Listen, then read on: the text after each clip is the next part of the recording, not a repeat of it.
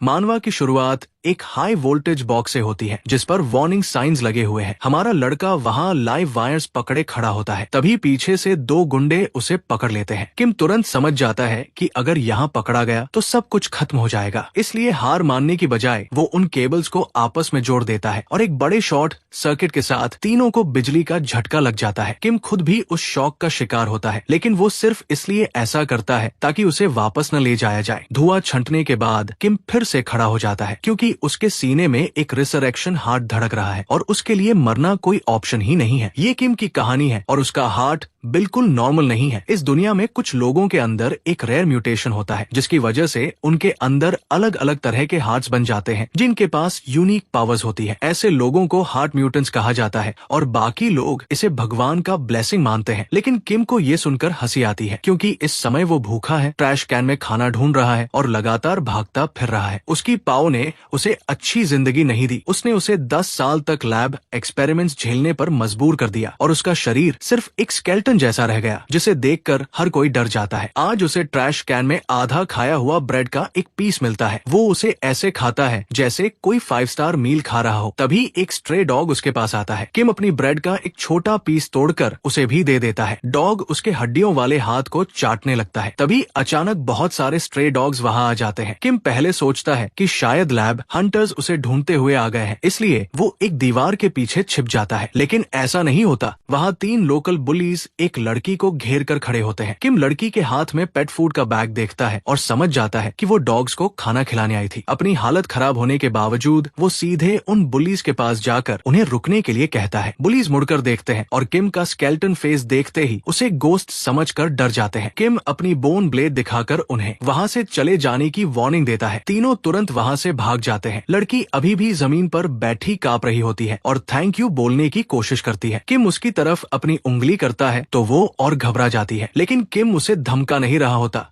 वो सिर्फ उसका गिरा हुआ पेट फूड बैग उठाता है, उसमें से एक छोटा बाइट लेता है और पूछता है कि क्या वो थोड़ा पेट फूड ले सकता है। ये देखकर लड़की डरकर वहाँ से भाग जाती है। किम बिना हैरान हुए डॉग्स के साथ बैठ जाता है और आराम से पेट फूड खाने लगता है। लेकिन लड़की ज्यादा दूर नहीं जाती। वो छिपकर उसे देखती रहती है और धीरे धीरे समझ जाती है कि एक हार्ट म्यूटेंट ने उसकी जान बचाई है। उसे अपने व्यवहार पर पछतावा होता है और वो वापस किम के पास आती है। वो अपने बैग से एक सैंडविच निकालकर किम को देती है। किम उस सैंडविच को ऐसे देखता है जैसे उसे कोई बहुत बड़ा खजाना मिल गया हो, क्योंकि उसने इससे पहले सिर्फ sandwich rappers he trash can में देखे थे। वो जैसे ही पहला बाइट लेता है उसे उसका स्वाद बहुत अच्छा लगता है। लड़की अपना नाम हाइदी बताती है और किम भी अपना नाम बताता है। हाइदी पूछती है कि उसकी ये हालत कैसे हुई। किम उसे सच बताता है कि वो एक रिसर्च सेंटर से भागा है जहाँ म्यूटेंट्स को पकड़कर उन पर एक्सपेरिमेंट्स किए जाते हैं और उसके भागने के बाद से ही वो लोग उसका पीछा कर रहे हैं। हाइदी पूछती है कि वहाँ उसके साथ क्या किया गया था। किम बताता है कि 10 साल तक उस पर लगातार एक्सपेरिमेंट्स किए गए क्योंकि उसका रिसरेक्शन हार्ट हर बार उसे ठीक कर देता था। इसी वजह से वो उनके लिए एक परफेक्ट टेस्ट सब्जेक्ट बन गया था और लैब उसे कभी छोड़ना नहीं चाहती थी। ये सब सुनने के बाद हाइदी उठती है और किम का हाथ पकड़ लेती है। किम इतना हैरान हो जाता है कि उसकी बोन ब्लेड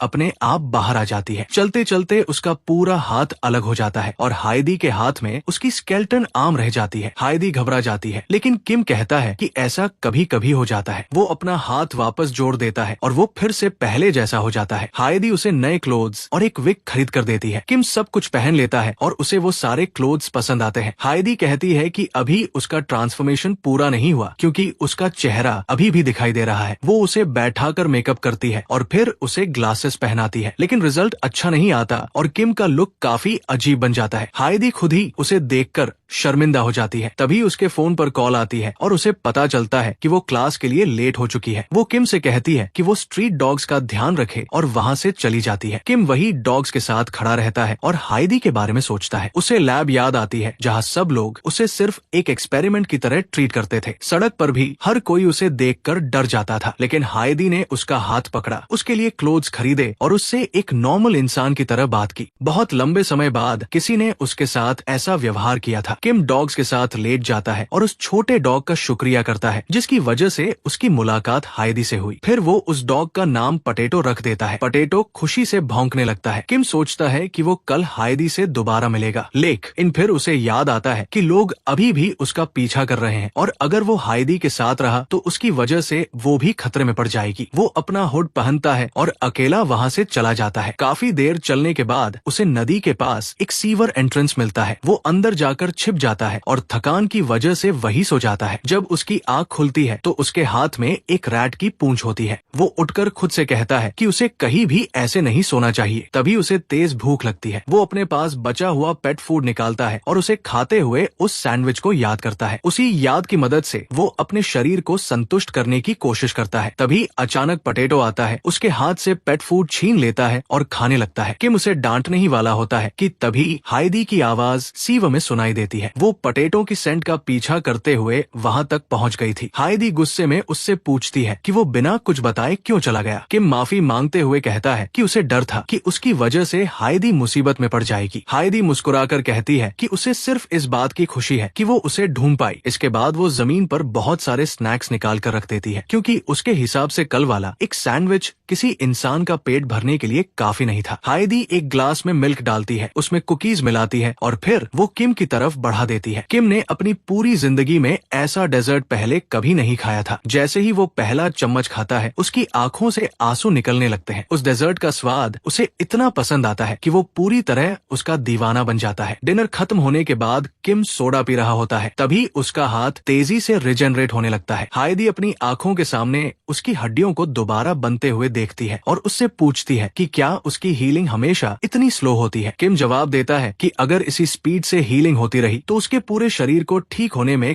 कई साल लग जाएंगे। फिर वो ऐसे ही बता देता है कि लैब में एक और तेज तरीका भी था, लेकिन अगले ही पल वो तुरंत बात बदल देता है ताकि हाइदी उससे ये न पूछे कि वो तरीका क्या था। इसके बाद किम बताता है कि लैब वालों को उसे जिंदा रखना पड़ता था, क्योंकि उन्हें उस पर लगातार एक्सपेरिमेंट्स करने थे। यही वजह है कि उसके भागने के बाद भी वो लोग आज तक उसका पीछा कर रहे हैं। ये सुनते ही हाइदी समझ जाती है कि किम उसे लैब वालों से बचाने के लिए ही वहाँ से चला गया था। वो तुरंत खड़ी होकर कहती है कि अब वो दोनों सीधे पुलिस के पास जाएंगे, लेकिन किम बिना एक पल गवाए उसकी बात मना कर देता है। उसे अच्छी तरह पता था कि लोग उसे एक मॉन्स्टर समझते हैं और पुलिस भी उसे देखते ही गोली मार देगी। तभी हाइदी मुस्कुराती है और उसे एक राज बताती है। वो कहती है कि उसकी बड़ी बहन एक पुलिस ऑफिसर है। इतना ही नहीं, उसकी बहन भी एक हार्ट म्यूटेंट है। ये सुनकर किम पूरी तरह चुप हो जाता है। उसने ऐसी बात की बिल्कुल भी उम्मीद नहीं की थी। इसके बाद हाइदी वहाँ मौजूद सभी डॉग्स को बाय बोलती है और अपने घर चली जाती है। अब वहाँ सिर्फ किम और पटेटो रह जाते हैं। किम कुछ देर तक पटेटो को देखता रहता है, फिर एक फैसला करता है। इस बार वो भागेगा नहीं। पूरे 3 साल में पहली बार किसी ने उसकी मदद करने के लिए हाथ बढ़ाया था और वो इस मौके को किसी भी कीमत पर खोना नहीं चाहता था। वो अपनी हुड पहनता है और आगे बढ़ने लगता है, लेकिन तभी अचानक सामने से आती हुई एक कार पूरी स्पीड से उसे टक्कर मार देती है। उसका शरीर हवा में उछल जाता है और उसके ग्लासेस भी उड़कर अलग हो जाते हैं, इससे पहले कि वो जोर से सड़क पर गिर जाए। हाइदी उसे वार्निंग देने की कोशिश करती है, लेकिन तभी कोई पीछे से उसे पकड़ लेता है। अंधेरे में खड़ा एक चेहरे पर निशान वाला आदमी सिगरेट जलाता है और कहता है कि आखिरकार उसे वो बेकार स्क्रैप मिल ही गया। वो अपने आदमियों को ऑर्डर देता है कि किम को साथ लेकर चलो। वो लोग किम को रस्सियों से बांध देते हैं और चलती हुई कार के पीछे सड़क पर घसीटना शुरू कर देते हैं। सड़क पर घिसटते हुए किम के दोनों हाथ बुरी तरह खराब हो जाते हैं, क्योंकि वो पूरी ताकत से कार को रोकने की कोशिश कर रहा था। किम खुद को ही दोष देता है, क्योंकि उसकी वजह से हाइदी भी इस मुसीबत में फंस गई थी। वो वापस लड़ने की कोशिश करता है, लेकिन उसकी बेकार स्किल इस समय किसी काम नहीं आती। धीरे धीरे उसकी उम्मीद टूटने लगती है। तभी अचानक सारे स्ट्रीट डॉग्स किसी असली गैंग की तरह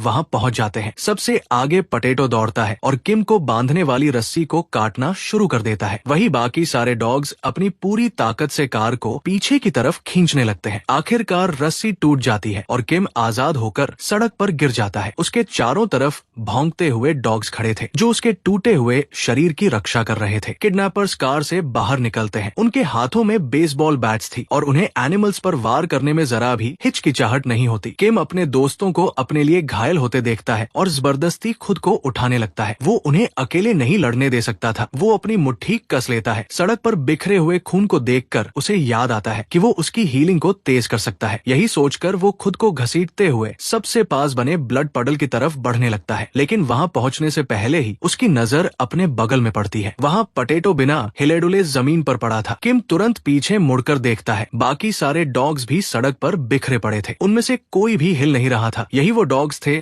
जिन्होंने कुछ मिनट पहले रस्सी काटकर उसे आजाद कराया था। किम एक एक करके उन्हें आवाज देता है, लेकिन उसे किसी की तरफ से कोई जवाब नहीं मिलता। उसी पल उसके सीने के अंदर कुछ जोर से धड़कने लगता है। एक ही पल में 10 साल की सारी यादें उसके दिमाग में वापस लौट आती है। वो लैबोरेटरी, वो जीरे और वो लाल रंग का सब्सटेंस जो उसे हर सुबह जबरदस्ती पिलाया जाता था ताकि उसका शरीर अगले एक्सपेरिमेंट को झेल सके। हर दिन उसका शरीर तोड़ा जाता था। हर दिन उसका हार्ट उसे फिर से ठीक कर देता था। ये सिलसिला कभी खत्म नहीं हुआ क्योंकि उसका अपना हार्ट उसे मरने ही नहीं देता था। आखिरकार वो लैब से भाग निकला था। उसे लगा था कि अब उसका बुरा सपना खत्म हो गया, लेकिन बाहर की दुनिया ने भी उसे किसी चलते फिरते बायोहैजर्ड से कम नहीं समझा। लोग उसे देखकर रास्ता बदल लेते थे। बच्चे उसे देखकर रोने लगते थे और उसकी हालत ऐसी हो गई थी कि उसे ट्रैश कैन से खाना निकालकर खाना पड़ता था। फिर एक दिन एक लड़की ने अपना सैंडविच उसके साथ शेयर किया और एक छोटे से डॉग ने उसका हाथ चाटा। कई सालों में बस यही 2 पल ऐसे थे जब उसे लगा था कि वो भी एक इंसान है। यही याद उसके अंदर कुछ बदल देती है। सड़क पर गिरा हुआ हर ड्रॉप ऑफ ब्लड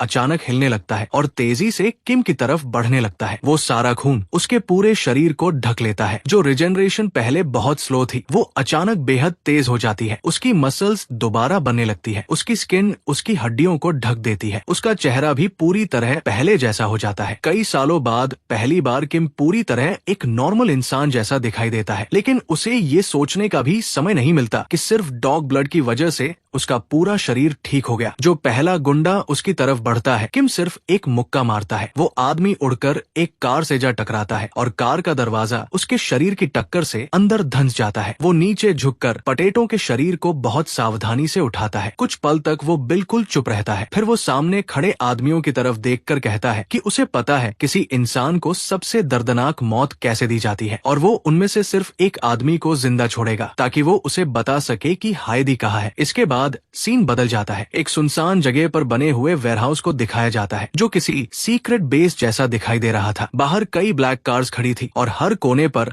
हथियारबंद गुंडे पहरा दे रहे थे। अंदर एक आदमी बंदी के सिर से काला बैग खींचकर हटा देता है। हायदी अपनी आंखें खोलती है और तेज रोशनी उसकी आंखों पर पड़ती है। वो घबराकर पूछती है कि ये लोग कौन है और उसे यहाँ क्यों लाया गया है। तभी उसकी नजर कमरे में बिखरी हुई इंसानों की लाशों पर पड़ती है और वो पूरी तरह शॉक हो जाती है। तभी एक आदमी उसके बाल पकड़कर पूछता है कि क्या उसके पास एक्स्ट्रा लाइव्स है जो वो इतनी जोर से चिल्ला रही है। फिर वो उसे किम के स्केलेटन वाले रूप की फोटो दिखाता है और साफ कहता है कि वो यहाँ सिर्फ इसलिए है क्योंकि उसने उस म्यूटेंट की मदद की थी। वो उसे वार्निंग देता है कि अगर गायब नहीं होना चाहती तो चुपचाप रहे। उसी समय बॉस के फोन पर कॉल आती है। दूसरी तरफ मौजूद आदमी पहले डॉग्स की बात करता है। फिर वो बताता है कि बोन मॉन्स्टर वापस इंसान बन गया है और उसके पीछे उन एनिमल्स का हाथ है। ये सुनते ही बॉस पूरी तरह भड़क जाता है और उससे साफ साफ पूरी बात बताने के लिए कहता है। हायदी ये सब सुन लेती है और मन ही मन उम्मीद करती है कि वो छोटे डॉग्स सच में किम की मदद कर पाए हों। बॉस गुस्से से चिल्लाता है कि क्या वो लोग सच में उस स्केलेटन को खो बैठे। वो कहता है कि उनका टारगेट बहुत कीमती था और अपने आदमी को बेकार कचरा कहकर गालियां देने लगता है। इसके बाद वो हायदी की तरफ मुड़कर कहता है कि अब वो उसे सब कुछ बताए क्योंकि किम के भाग जाने से उसका बहुत सारा पैसा डूब गया है। हायदी कहती है कि उसे कुछ भी नहीं पता। तभी बॉस एक ब्लेड निकालता है और कहता है कि शायद थोड़ी मारपीट से उसकी याददाश्त वापस आ जाए। हायदी को किम की वो बात याद आती है जब उसने कहा था कि कोई उनका पीछा कर रहा है, लेकिन उसने उसकी बात पर ध्यान नहीं दिया था। अब उसके चेहरे के सामने ब्लेड देखकर उसे अपने उसी फैसले पर पछतावा होने लगता है। जैसे ही हालात और खराब होने वाले होते हैं, तभी अचानक एक गुंडा हवा में उछलकर दूसरे गुंडे से टकराता है और दोनों मरे हुए कीड़ों की तरह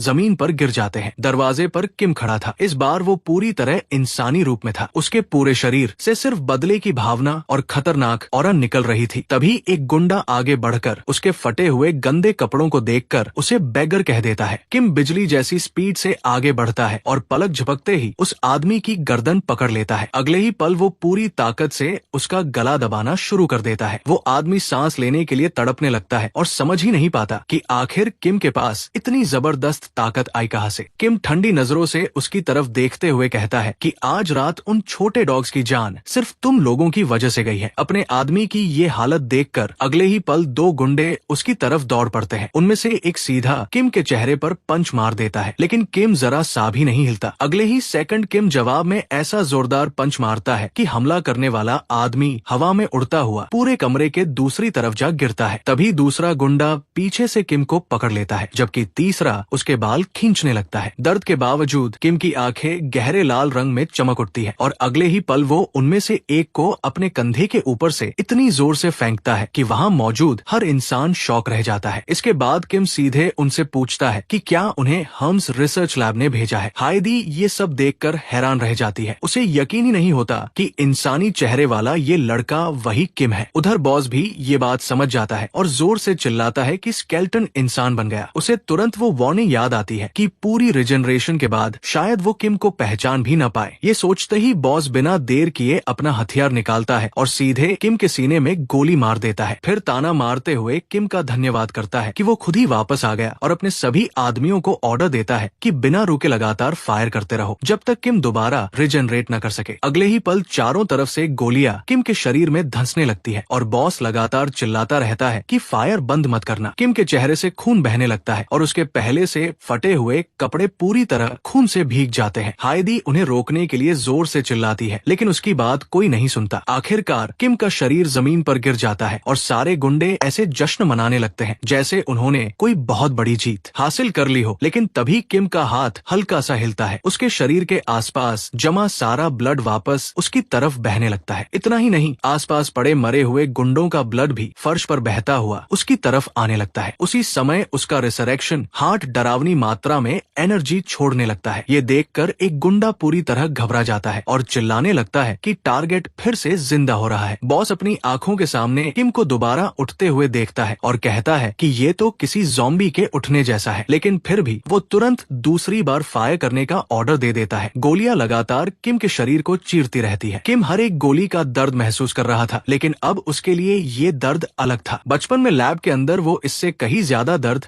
सह चुका था। उसे बड़ी बड़ी मशीनों से कुचला गया था, उस पर अनगिनत अमानवीय एक्सपेरिमेंट्स किए गए थे और उन सब के सामने ये गोलियां उसके लिए सिर्फ एक छोटी सी परेशानी थी। अगले ही पल किम सामने खड़े सबसे नजदीकी गुंडे को ऐसा पंच मारता है कि वो उड़कर एक मेटल टैंक से जा टकराता है। इसके बाद किम पूरे वेयरहाउस में अपनी पूरी ताकत के साथ टूट पड़ता है। उसकी स्पीड इतनी तेज थी कि कमरे में मौजूद कोई भी इंसान उसकी मूवमेंट को ट्रैक नहीं कर पा रहा था। उसके अंदर सिर्फ एक ही चीज उसे आगे बढ़ा रही थी, उन छोटे डॉग्स की याद जिन्होंने उसे बचाने के लिए अपनी जान दे दी थी। बार बार उसे पटेटो का मुस्कुराता हुआ चेहरा याद आ रहा था और यही बात उसे सबसे ज्यादा तोड़ रही थी कि वो अपने इकलौते दोस्त को बचा नहीं पाया। किम बिना रुके बिजली जैसी स्पीड से पूरे वेयरहाउस में घूमता है और एक एक करके हर गुंडे को अलग अलग दिशाओं में उड़ा देता है। तभी बॉस हाइडी को पकड़ लेता है और वहाँ से भागने की कोशिश करता है। वो किम को धमकी देता है कि अगर उसने एक कदम भी आगे बढ़ाया तो वो हाइडी को गोली मार देगा, लेकिन किम उसकी धमकी को पूरी तरह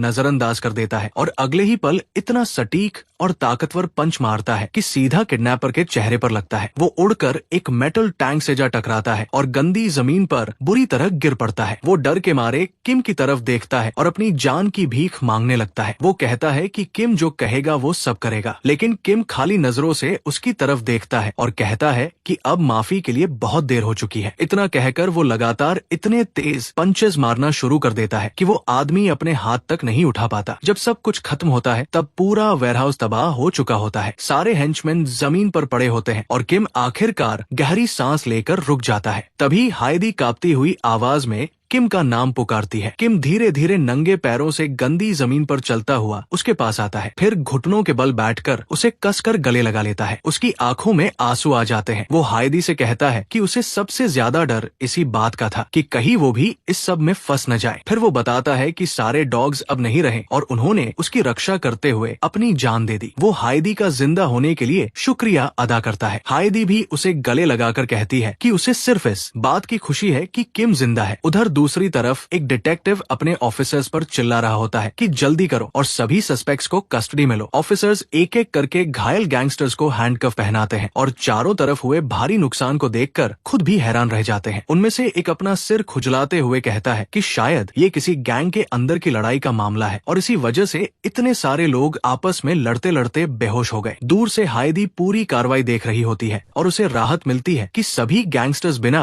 किसी परेशानी के पकड़ लिए गए। किम उसके पास खड़ा थोड़ा परेशान होकर पूछता है कि क्या सच में उन्हें किसी इन्वेस्टिगेशन का सामना नहीं करना पड़ेगा। हाइदी उसे याद दिलाती है कि उसकी बहन ने पहले ही कहा था कि जैसे ही किसी हार्ट म्यूटेंट का नाम किसी पुलिस केस में आता है मामला बहुत उलझ जाता है। इसलिए वो कहती है कि अभी यहाँ से चले जाना ही सही रहेगा क्योंकि उसकी बहन बाकी सब संभालेगी। दोनों वहाँ से चलने लगते हैं, लेकिन जैसे ही उनकी नजर सामने पड़े मरे हुए डॉग्स पर पड़ती है हाइदी खुद को रोक नहीं पाती और फूट फूट कर रोने लगती है। किम भी उसके पास ही घुटनों के बल बैठ जाता है। दोनों जमीन पर बैठे थे और अब अपने आंसू नहीं रोक पा रहे थे। किम नीचे देखते हुए टूटती हुई आवाज में उनसे माफी मांगता है। हाइदी अपनी आंखें पोंछती है, एक छोटे डॉग को अपनी बाहों में उठाती है और कहती है कि गलती उसकी है। वो बेचारे डॉग्स उसके पीछे सिर्फ इसलिए आए थे क्योंकि वो उसे बचाना चाहते थे। वो रोते हुए मानती है कि वो उनकी ठीक से जिम्मेदारी भी नहीं निभा सकी। उसने बस कुछ समय तक उन्हें गर्माहट दी, कुछ समय तक खाना खिलाया और फिर भी उन्होंने बिना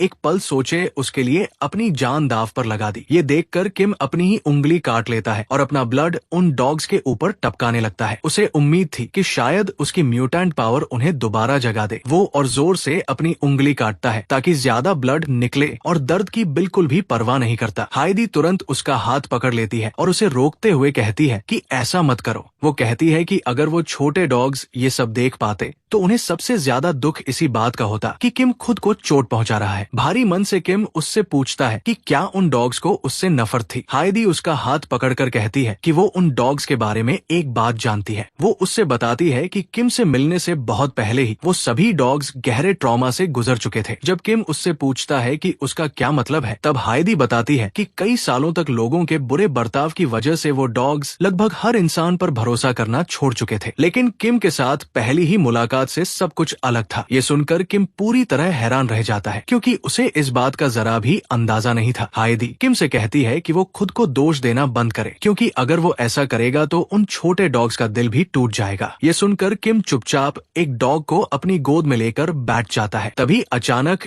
एक हल्की सी आवाज सुनाई देती है। दोनों उधर देखते हैं तो पटेटो का छोटा पपी धीरे धीरे उनकी तरफ आता दिखाई देता है, जैसे वो काफी देर से उन्हें ही ढूंढ रहा हो। वो आकर किम के सामने रुक जाता है, अपनी पूंछ हिलाता है और बस उसे देखने लगता है। किम धीरे से पूछता है, क्या तुम भी मुझसे नफरत करते हो? तभी छोटा पपी उसका हाथ चाट देता है, जैसे कह रहा हो कि सब ठीक है और उसे चिंता करने की जरूरत नहीं है। हाइदी मुस्कुराकर कहती है कि लगता है ये छोटा वाला भी किम को बहुत पसंद करता है। थोड़ी देर बाद पपी किम की गोद में ही सो जाता है। फिर हाइदी अपनी बहन को कॉल करके आगे क्या करना है ये बात करती है और उसके बाद तीनों साथ में शहर की तरफ चल पड़ते हैं। किम उस सोते हुए पपी को ऐसे गोद में उठाकर चल रहा था जैसे वो उसकी सबसे कीमती चीज हो। कुछ देर बाद वो लोग एक बड़े अपार्टमेंट के पास पहुंचते हैं। हाइदी किम से कहती है कि अंदर आ जाओ और इस घर को अपना घर समझो, लेकिन किम दरवाजे पर ही रुक जाता है। उसे लगता है कि उसके जैसा खतरनाक इंसान किसी नॉर्मल घर में रहने लायक नहीं है। हाइदी मुस्कुराकर कहती है कि आज रात उसने अपनी जान जोखिम में डालकर उसकी रक्षा की थी, इसलिए उसे किम से बिल्कुल भी डर नहीं लगता। फिर वो बताती है कि उसकी बहन भी लैब केस के बारे में उससे मिलना चाहती है। ये सुनकर किम घर के अंदर चला जाता है। घर के अंदर आते ही किम की नजर खिड़की के शीशे में अपनी परछाई पर पड़ती है और वो वही रुक जाता है। वो अपनी ही शक्ल को लगातार देखता रहता है। फिर अचानक हाइदी के कंधे पकड़कर खुशी से कहता है कि उसका चेहरा वापस आ गया। उसके गाल, उसकी नाक और उसके होंठ सब वापस आ गए। फिर वो बताता है कि बचपन से लैब में उसका चेहरा कभी रिजेनरेट नहीं हुआ था, इसलिए आज से पहले उसने खुद का असली चेहरा कभी देखा ही नहीं। अब वो पहली बार खुद को देख रहा था। हाइदी ये सुनकर हैरान रह जाती है। फिर वो उससे पूछती है कि उसकी उम्र आखिर कितनी है, क्योंकि अब वो पहले जैसा बिल्कुल नहीं दिखता। किम हिसाब लगाकर बताता है कि वो 7 साल की उम्र में लैब गया था और 10 साल बाद वहाँ से भागा, इसलिए अब वो 17 साल का है। ये सुनते ही हाइदी के मुंह का पानी बाहर निकल जाता है। वो पूछती कहती है कि अगर दोनों की उम्र एक जैसी है तो उसने उसे सर क्यों कहने दिया। किम शर्माते हुए कहता है कि वो सिर्फ इस बात से खुश था कि कोई उसे एक इंसान की तरह ट्रीट कर रहा था। उसकी ये बात सुनकर हाइडी कुछ नहीं कह पाती। इसके बाद हाइडी कहती है कि अब से दोनों एक दूसरे को नाम से बुलाएंगे। फिर वो किम से कहती है कि पहले शावर ले लो, उसके बाद खाना खाएंगे। उधर छोटा पपी बिना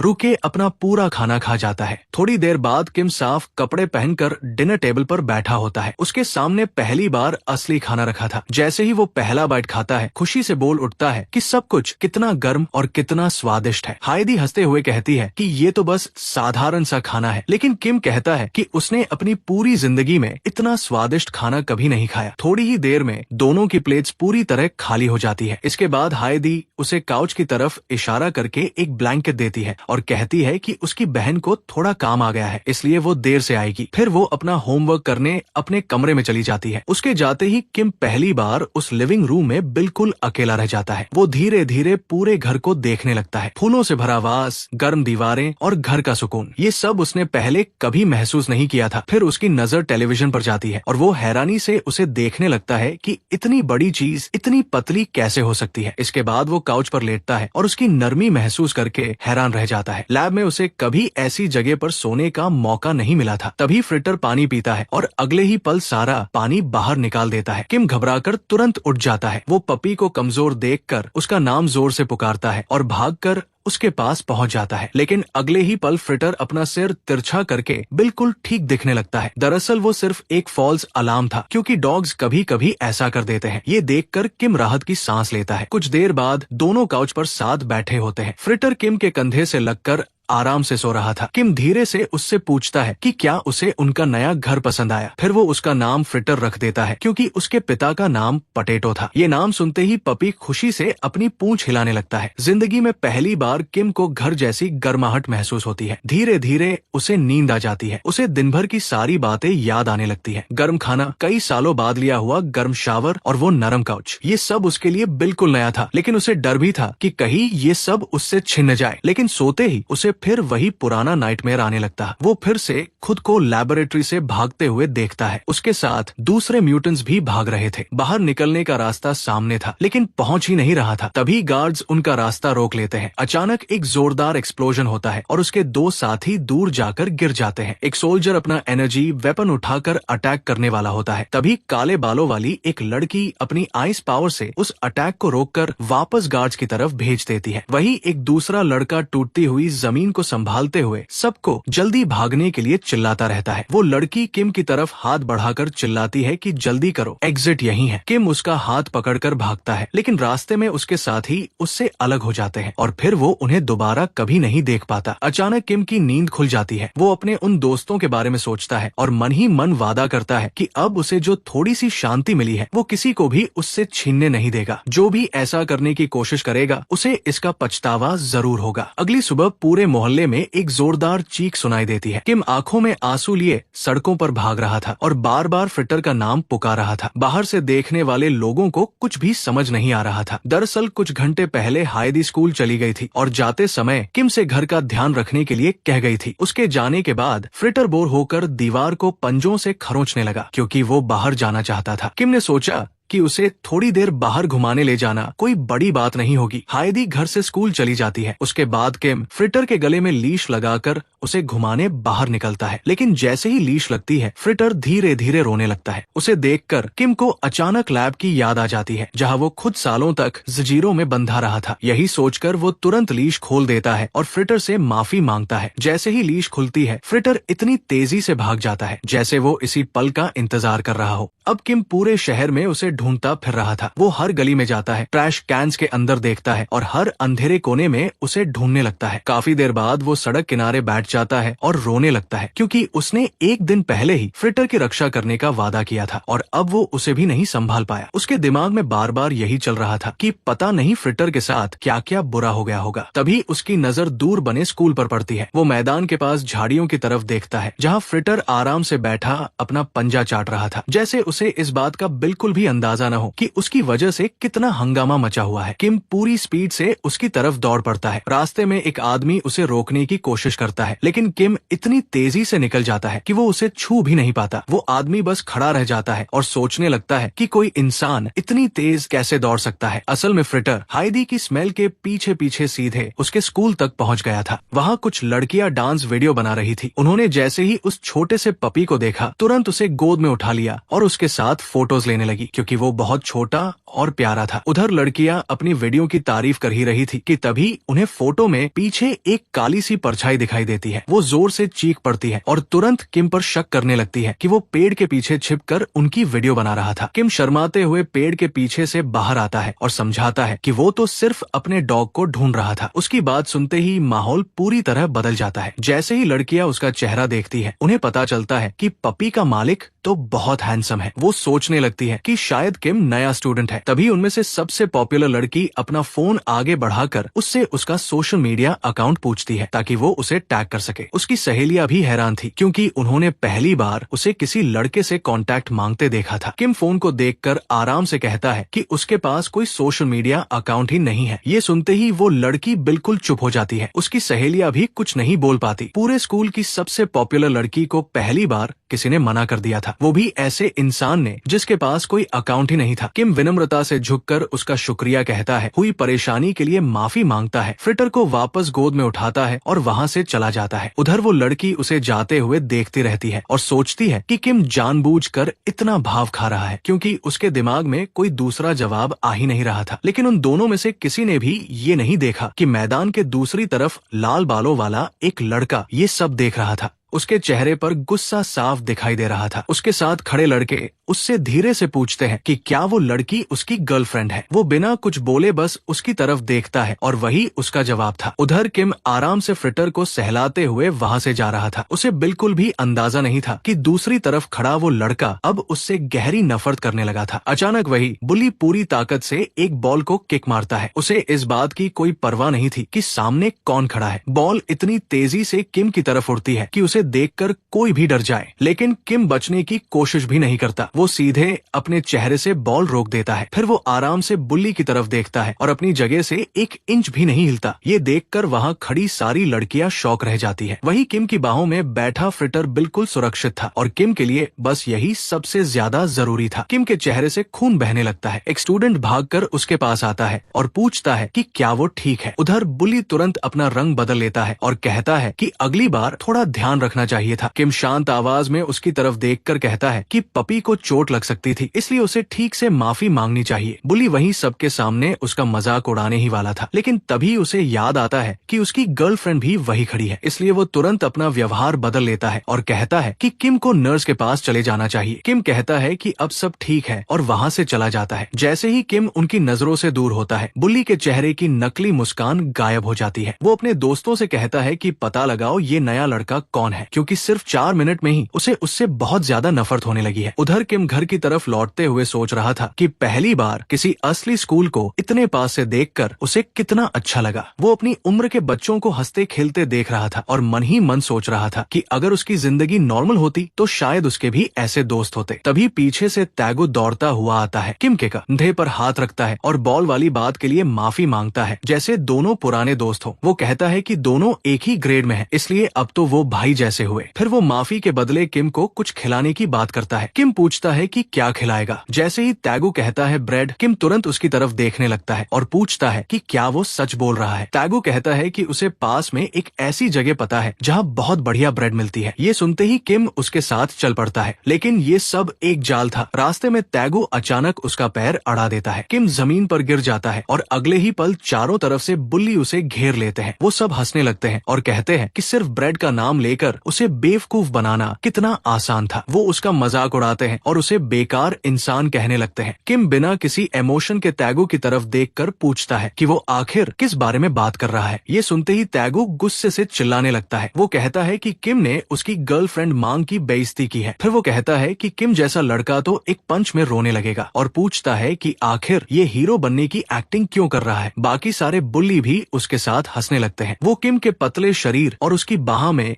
बैठे झूठे फ्रिटर का मजाक उड़ाते हैं। किम बस अपना हाथ चेहरे पर रखता है और एक लंबी सांस लेता है। उसे सच में लगा था कि तैगू उससे दोस्ती करना चाहता है। किम वापस मुड़कर जाने लगता है। वो कहता है कि अगर उसकी वजह से उन्हें बुरा लगा हो तो उसे माफ कर दे। लेकिन तभी जो यू नाम का एक बुल्ली उसके सामने आकर खड़ा हो जाता है। वो मुस्कुराते हुए पूछता है कि आखिर वो जा कहाँ रहा है। किम की आंखें तेज हो जाती है। वो शांत आवाज में कहता है कि रास्ते से हट जाओ क्योंकि फ्रिटर डर रहा है। तभी जो यू किम की तरफ झपटता है और कहता है कि ये कुत्ता भी अपने मालिक जैसा ही है। लेकिन अगले ही पल किम का हाथ इतनी तेजी से चलता है कि किसी को कुछ दिखाई ही नहीं देता। अगले ही सेकंड जो यू हवा में उछलकर सीधा सड़क पर जा गिरता है, जैसे किसी ने आटे की बोरी फेंक दी हो। ये देखकर पूरा ग्रुप एकदम चुप हो जाता है। तैगू की आंखें फैल जाती है। उसे समझ ही नहीं आता कि अभी उसके सामने हुआ क्या है। वो यकीन ही नहीं कर पा रहा था कि उसके दोस्त को सिर्फ एक ही वार में इतनी दूर उड़ा दिया गया। बाकी सारे बुल्ली होश में आते ही जोर जोर से चिल्लाने लगते हैं। वो समझ ही नहीं पाते कि अभी किम ने किया क्या था और जो यू एक ही पल में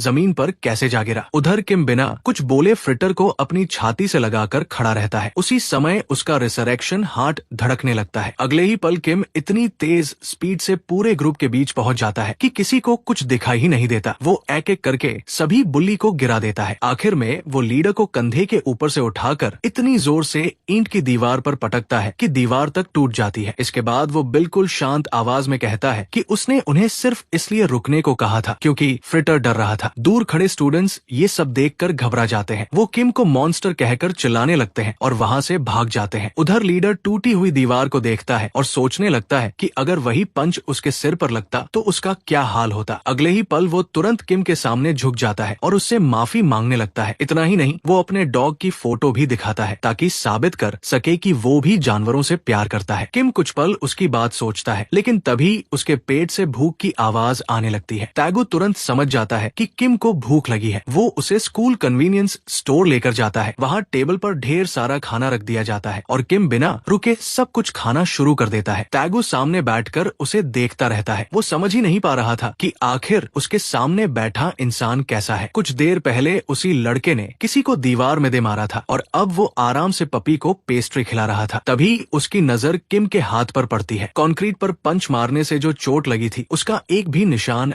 अब बाकी नहीं था। ये देखकर तैगू सोचने लगता है कि कहीं किम भी कोई म्यूटेंट तो नहीं है। वो तुरंत अपना फोन निकालता है और अपने बॉस यंग चूल को कॉल करता है। उस समय यंग चूल एक अंडरग्राउंड कैसीनो में था। कॉल उठाते ही वो गुस्से में कहता है कि तैगू हमेशा तभी फोन करता है जब कोई उसे पीट चुका होता है। तैगू उससे मदद मांगता है। यंग चूल आने के लिए तैयार हो जाता है क्योंकि उसके पास वैसे भी कोई काम न ही था। तभी किम टेबल के ऊपर से एक स्नैक उसकी तरफ बढ़ाते हुए कहता है कि उसे अकेले खाना अच्छा नहीं लग रहा। तैगू कहता है कि सारा खाना वही खा ले। किम कंधे उचकाता है, बचा हुआ खाना फ्रिटर को दे देता है और दोनों आराम से खाने लगते हैं। तैगू ये सब देखकर और भी ज्यादा कंफ्यूज हो जाता है। फिर वो धीरे से किम से पूछता है कि क्या वो म्यूटेंट है। तभी किम कूल ड्रिंक फ्रिटर के मुंह पर थूक देता है। किम घबरा जाता है और तुरंत कहता है कि ऐसा कुछ नहीं है, लेकिन अब तैगू को पूरा यकीन हो जाता है। वो फिर से अपना फोन निकालकर अपने बॉस को सारी बात बताता है। उसे डर था कि कहीं किम उसके बॉस को भी न पीट दे, इसलिए वो कहता है कि आने की जरूरत नहीं है। लेकिन यंग चूल उसकी बात नहीं मानता। वो कहता है कि किम से वो खुद निपटेगा, बस तब तक उसे किसी तरह वही रोके रखना। अब तैगू किसी भी तरह टाइम पास करवाना चाहता था, इसलिए वो किम से कहता है कि क्यों न आज क्लास छोड़कर कहीं घूमने चला जाए। किम, जिसने पिछले 10 साल एक लैब रैट की तरह बिताए थे, बिना एक पल सोचे तुरंत हाँ कर देता है। दोनों एक आर्केड पहुंचते हैं। अंदर आते ही किम की आंखें खुली की खुली रह जाती है। चारों तरफ की लाइट्स और आवाजें देखकर उसे ऐसा लग रहा था जैसे वो किसी दूसरी दुनिया में आ गया हो। तैगू ये देखकर समझ जाता है कि किम पहले कभी ऐसी जगह नहीं आया। कुछ देर बाद किम की नजर एक क्लॉ मशीन पर जाती है। उसमें उसे वही कीचेन कैरेक्टर दिखाई देता है जो हाइदी अपने बैग पर लगाती थी। तैगू बिना कुछ पूछे मशीन में पैसे डाल देता है। पहली ही कोशिश में क्लॉ सीधा प्राइस पकड़ लेता है। किम खुश होकर उस बैंगनी डॉल को अपनी छाती से लगा लेता है और मुस्कुराते हुए कहता है कि अब उसके पास भी हाइदी जैसा ही एक है। ये देखकर तैगू सोचता है कि इतना ताकतवर लड़का एक छोटे से टॉय टॉय के लिए बच्चे की तरह खुश हो रहा है। उसे अब किम को रोक कर रखना बिल्कुल मुश्किल नहीं लग रहा था। इसके बाद दोनों कॉर्न काराओं के बूथ में जाते हैं। टैगू किम से कहता है कि कोई भी सॉन्ग चुन लो। किम थोड़ा झिझकते हुए कहता है कि उसे कोई सॉन्ग नहीं आती। टैगू आंखें घुमाते हुए कहता है कि जो आता है वही गा दो। अगले ही पल स्क्रीन पर कार्टून बियर्स आ जाते हैं। किम पूरी ईमानदारी से माइक पकड़ता है और एक बच्चों वाली नर्सरी राइम गाना शुरू कर देता है, जिसमें कॉटन कैंडी और अपनी मॉम के साथ पार्क जाने की बात होती है। टैगू उसे देखकर पूछता है कि आखिर वो ये मासूम बनने का नाटक कब तक करेगा। ये सुनते ही किम चुप हो जाता है, फिर धीरे से कहता है कि यही एक सॉन्ग है जो उसे आती है, क्योंकि 7 साल की उम्र में अपने परिवार से अलग होने से पहले उसकी मॉम ने उसे यही गाना सिखाया था। उसके बाद उसे कभी नॉर्मल जिंदगी जीने का मौका ही नहीं मिला, इसलिए वो कुछ और सीख ही नहीं पाया। ये सुनकर टैगू बिल्कुल चुप हो जाता है। वो किम को अपनी गोद में पपी लिए बैठे देखता है और उसके दिल में कुछ बदलने लगता है। अगले ही पल वो जल्दी से अपनी जेब से पैसे निकालकर किम के हाथ में रख देता है और कहता है कि अगर वो नॉर्मल जिंदगी नहीं जी पाया तो आज कम से कम वो एक यादगार दिन जरूर जिएगा। किम उसकी बात समझ नहीं पाता, लेकिन टैगू उसका हाथ पकड़कर फिर से आर्केड के अंदर ले जाता है। इसके बाद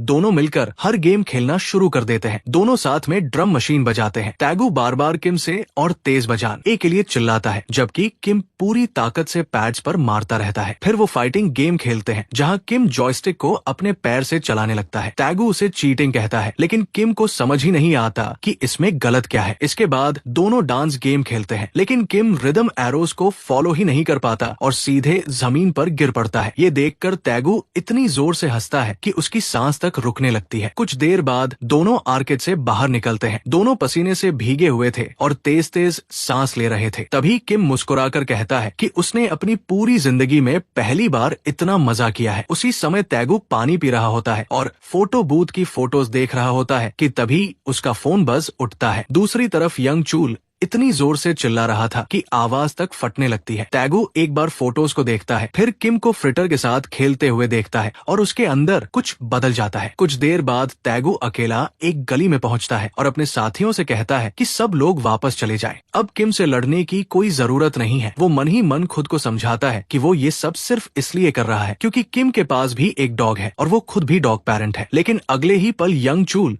उसके चेहरे पर जोरदार पंच मारता है, फिर उसके बाल पकड़कर दोबारा किम के बारे में पूछता है। टैगू फिर भी यही कहता है कि किम बस एक नॉर्मल लड़का है, उसे उसके अंदर कोई अजीब ऑरा महसूस नहीं हुई। वो कहता है कि किम तो बस एक गरीब लड़का है जो रिदम गेम खेलते हुए ही थक गया था और वो किसी के टाइम के लायक भी नहीं है। लेकिन यंग चूल उसकी बात पर भरोसा नहीं करता। वो उसे अपने पास खींचता है, सिगरेट जलाता है और कहता है कि उसके चेहरे पर साफ लिखा है कि वो झूठ बोल रहा है। फिर वो अपना हाथ उठाकर 5 उंगलियां दिखाता है और कहता है कि अगर वो उस म्यूटेंट को उसके हवाले कर दे तो उसे 5 मिलियन मिलेंगे। ये सुनते ही ठंडी जमीन पर टिका टैगू का हाथ कांपने लगता है, क्योंकि अब उसे पूरी बात समझ में आ चुकी थी। ये कोई साधारण गैंग फाइट नहीं थी। उसके बॉस ने पहले से ही लैब वालों के साथ डील कर रखी थी। कई सालों से न्यूज में लगातार म्यूटेंट्स के गायब होने की खबरें आ रही थी। जिस आदमी ने बचपन में उसे सहारा दिया था वो असल में फूलों वाली शर्ट पहनने वाला एक ह्यूमन ट्रैफिकर था जो हमेशा से यही काम करता आया था। लेकिन टैगू फिर भी किम को बेचने से मना कर देता है। ये सुनते ही यंग चूल का धैर्य खत्म हो जाता है। वो पूरी ताकत से टैगू को किक मारता है। टैगू उड़कर दीवार से टकराता है और उसकी सांस तक रुक जाती है। इसके बाद यंग चूल उसे लगातार मारना शुरू कर देता है। मार खाते खाते टैगू को अपना बचपन याद आने लगता है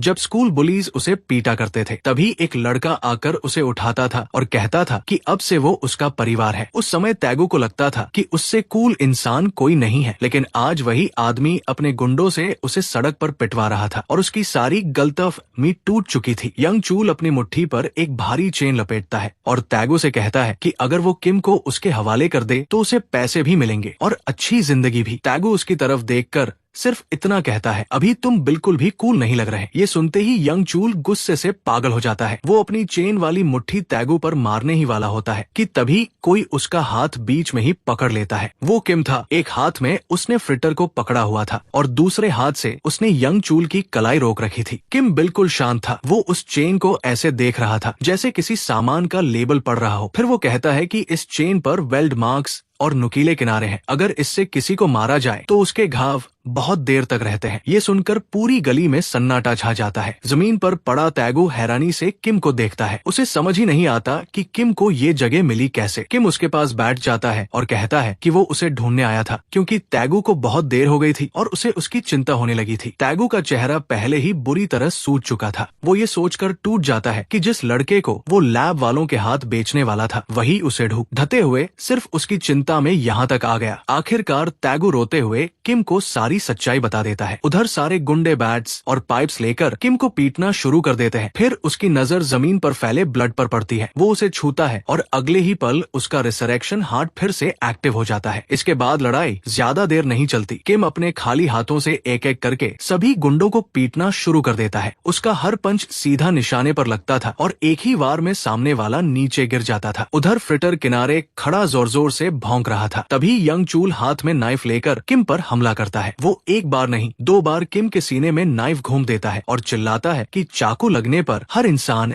एक जैसा ही होता है। किम नीचे देखकर अपने सीने में धन से नाइफ को देखता है, फिर अपने हाथ से उसे पकड़कर आराम से बाहर निकाल देता है और यंग चूल से कहता है कि उसे इस तरह छेदने की कोशिश करना बंद करे। इतना कहकर किम उसके पैर में चाकू घूम देता है और यंग चूल सीधा जमीन पर गिर जाता है। लड़ाई खत्म होने के बाद तैगू जमीन से किम को आवाज देता है और कहता है कि वो एम्बुलेंस बुला देता है, लेकिन किम अपनी शर्ट हटाकर उसे दिखाता है कि जहां नाइफ लगी थी वहां अब कोई घाव ही नहीं बचा था। ये देखकर तैगू को अपनी गलती पर शर्म आने लगती है। उसे याद आता है कि उसी ने बुल्ली को किम के म्यूटेंट हार्ट के बारे में बताया था। वो गुस्से में खुद को ही मारने लगता है। तभी किम अपनी जेब में हाथ डालता है और उसे एक चीज पकड़ाकर कहता है कि पहले अपने चेहरे का खून साफ कर लो। तैगू नीचे देखता है और शॉक रह जाता है। वो कोई बैंडेज नहीं बल्कि पपी पैड था। किम अभी अभी 2 बार नाइफ लगने के बाद भी बच गया था और उसके पास फर्स्ट एड किट की जगह डॉग टॉयलेट पैड था। तैगू उसी से अपना चेहरा साफ कर लेता है। फिर वो कहता है कि वो किम का दोस्त कहलाने के लायक भी नहीं है। किम मुस्कुराकर कहता है कि अगर तैगू ऐसा सोचता है तो इसका मतलब सिर्फ किम ही नहीं, तैगू भी उसे अपना दोस्त मानता था। ये सुनते ही तैगू वही रोने लगता है। चारों तरफ बेहोश पड़े गुंडों के बीच वो उठता है और किम को गले लगा लेता है। किम भी मुस्कुराकर कहता है कि तैगू सच में बहुत कूल इंसान है। दोनों साथ में वहाँ से निकलने लगते हैं। उधर यंग चूल जमीन पर पड़ा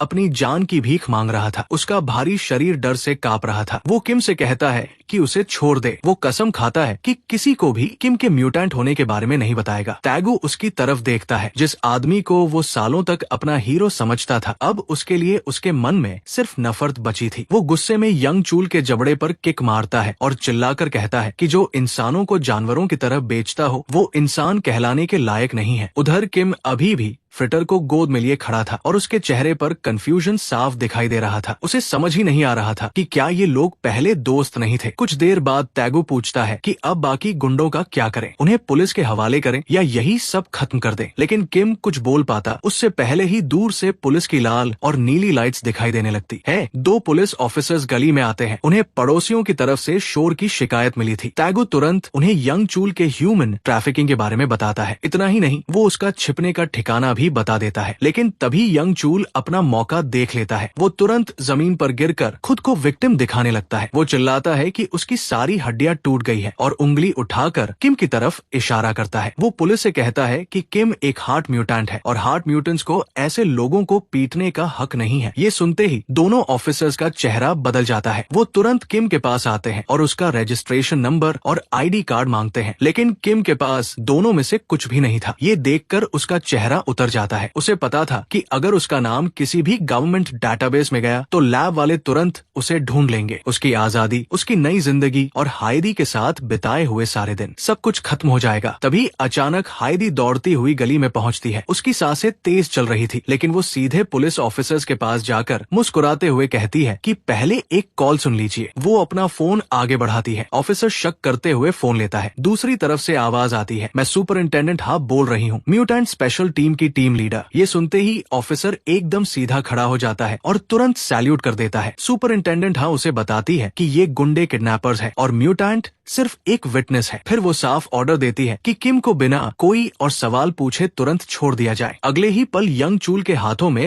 हैंडकफ्स लगा दिए जाते हैं। वो जोर जोर से चिल्लाने लगता है और पूछता है कि फोन पर आखिर था कौन। उधर तैगू ये सब अपनी आंखों के सामने होता देख पूरी तरह हैरान रह जाता है। उसकी समझ में ही नहीं आता कि अभी हुआ क्या। वो हाइडी की तरफ देखकर पूछता है, तुम आखिर हो कौन? किम भी हाइडी के पास आता है और पूछता है कि वो यहाँ पहुंची कैसे। हाइडी बताती है कि उसने स्कूल में देखा था कि कुछ शक वाले लोग किम को घेर रहे हैं, इसलिए वो चुपचाप उनका पीछा करते हुए यहाँ तक आ गई। फिर उसकी नजर तैगू के सूजे हुए चेहरे पर पड़ती है और वो घबराकर पूछती है कि उसके साथ क्या हुआ। किम बिल्कुल शांत आवाज में जवाब देता है कि उसे कुछ गुंडों ने पीट दिया था। तैगू सामने खड़ी स्कूल ब्यूटी हाइडी को देखता है, फिर किम की तरफ देखता है और एक बार फिर रोने लगता है। वो जलते हुए कहता है, इसने तो कहा था कि इसका कोई दोस्त नहीं है, लेकिन यहाँ तो सब इसके साथ खड़े हैं। थोड़ी देर बाद जब सब शांत हो जाता है तब किम पुलिस कार की खिड़की के पास जाता है और एक बार फिर यंग चूल से पूछता है कि उसे खरीदने वाला कौन था। वो ये भी पूछता है कि क्या वो हम्स लैबोरेटरी थी। यंग चूल हैरान होकर कहता है कि उसने उस लैब का नाम कभी सुना ही नहीं। वो बताता है कि वो किम को सिर्फ एक लोकल ब्रोकर के हवाले करने वाला था जो म्यूटेंट्स की खरीद बिक्री करता है। ये सुनते ही किम चुप हो जाता है और कहता है कि वो उस ब्रोकर से मिलना चाहता है। ये सुनते ही हाइडी जोर से टेबल पर हाथ मारती है और साफ मना कर देती है। वो कहती है कि उसने अपनी बहन से उन ब्रोकर्स के बारे में बहुत कुछ सुना है। वो सिर्फ क्रिमिनल्स नहीं है, वो खास तौर पर म्यूटेंट्स का शिकार करते हैं और उनमें से बहुत से खुद भी म्यूटेंट्स हैं। वो बहुत खतरनाक लोग हैं। लेकिन किम आराम से खाना खाते हुए कहता है कि अब तो वो उनसे और भी ज्यादा मिलना चाहता है। हाइडी हैरानी से उसकी तरफ देखती है। किम अपना मुंह साफ करता है और कहता है कि शायद उन्हीं लोगों के पास उसके दोस्तों की कोई खबर हो। ये सुनकर तैगू बीच में बोल पड़ता है। वो कहता है कि किम ने तो खुद कहा था कि उसका कोई दोस्त नहीं है। किम उसे समझाता है कि उसने बाहर की दुनिया की बात की थी, लेकिन लैब में उसके दोस्त थे। ये सुनते ही किम को पुरानी बातें याद आने लगती है। उसे याद आता है कि कैसे गार्ड्स उसे गले में कॉलर डालकर लंबे लंबे कॉरिडोर से घसीटते हुए ले जाते थे। हर बार उसे यही डर लगा रहता था कि इस बार उसके ऊपर कौन सा नया एक्सपेरिमेंट होने वाला है। फिर एक दिन उसे पहली बार किसी दूसरी जगह ले जाया गया। उसे एक कमरे के अंदर धक्का देकर बंद कर दिया गया। जैसे ही उसकी आंखें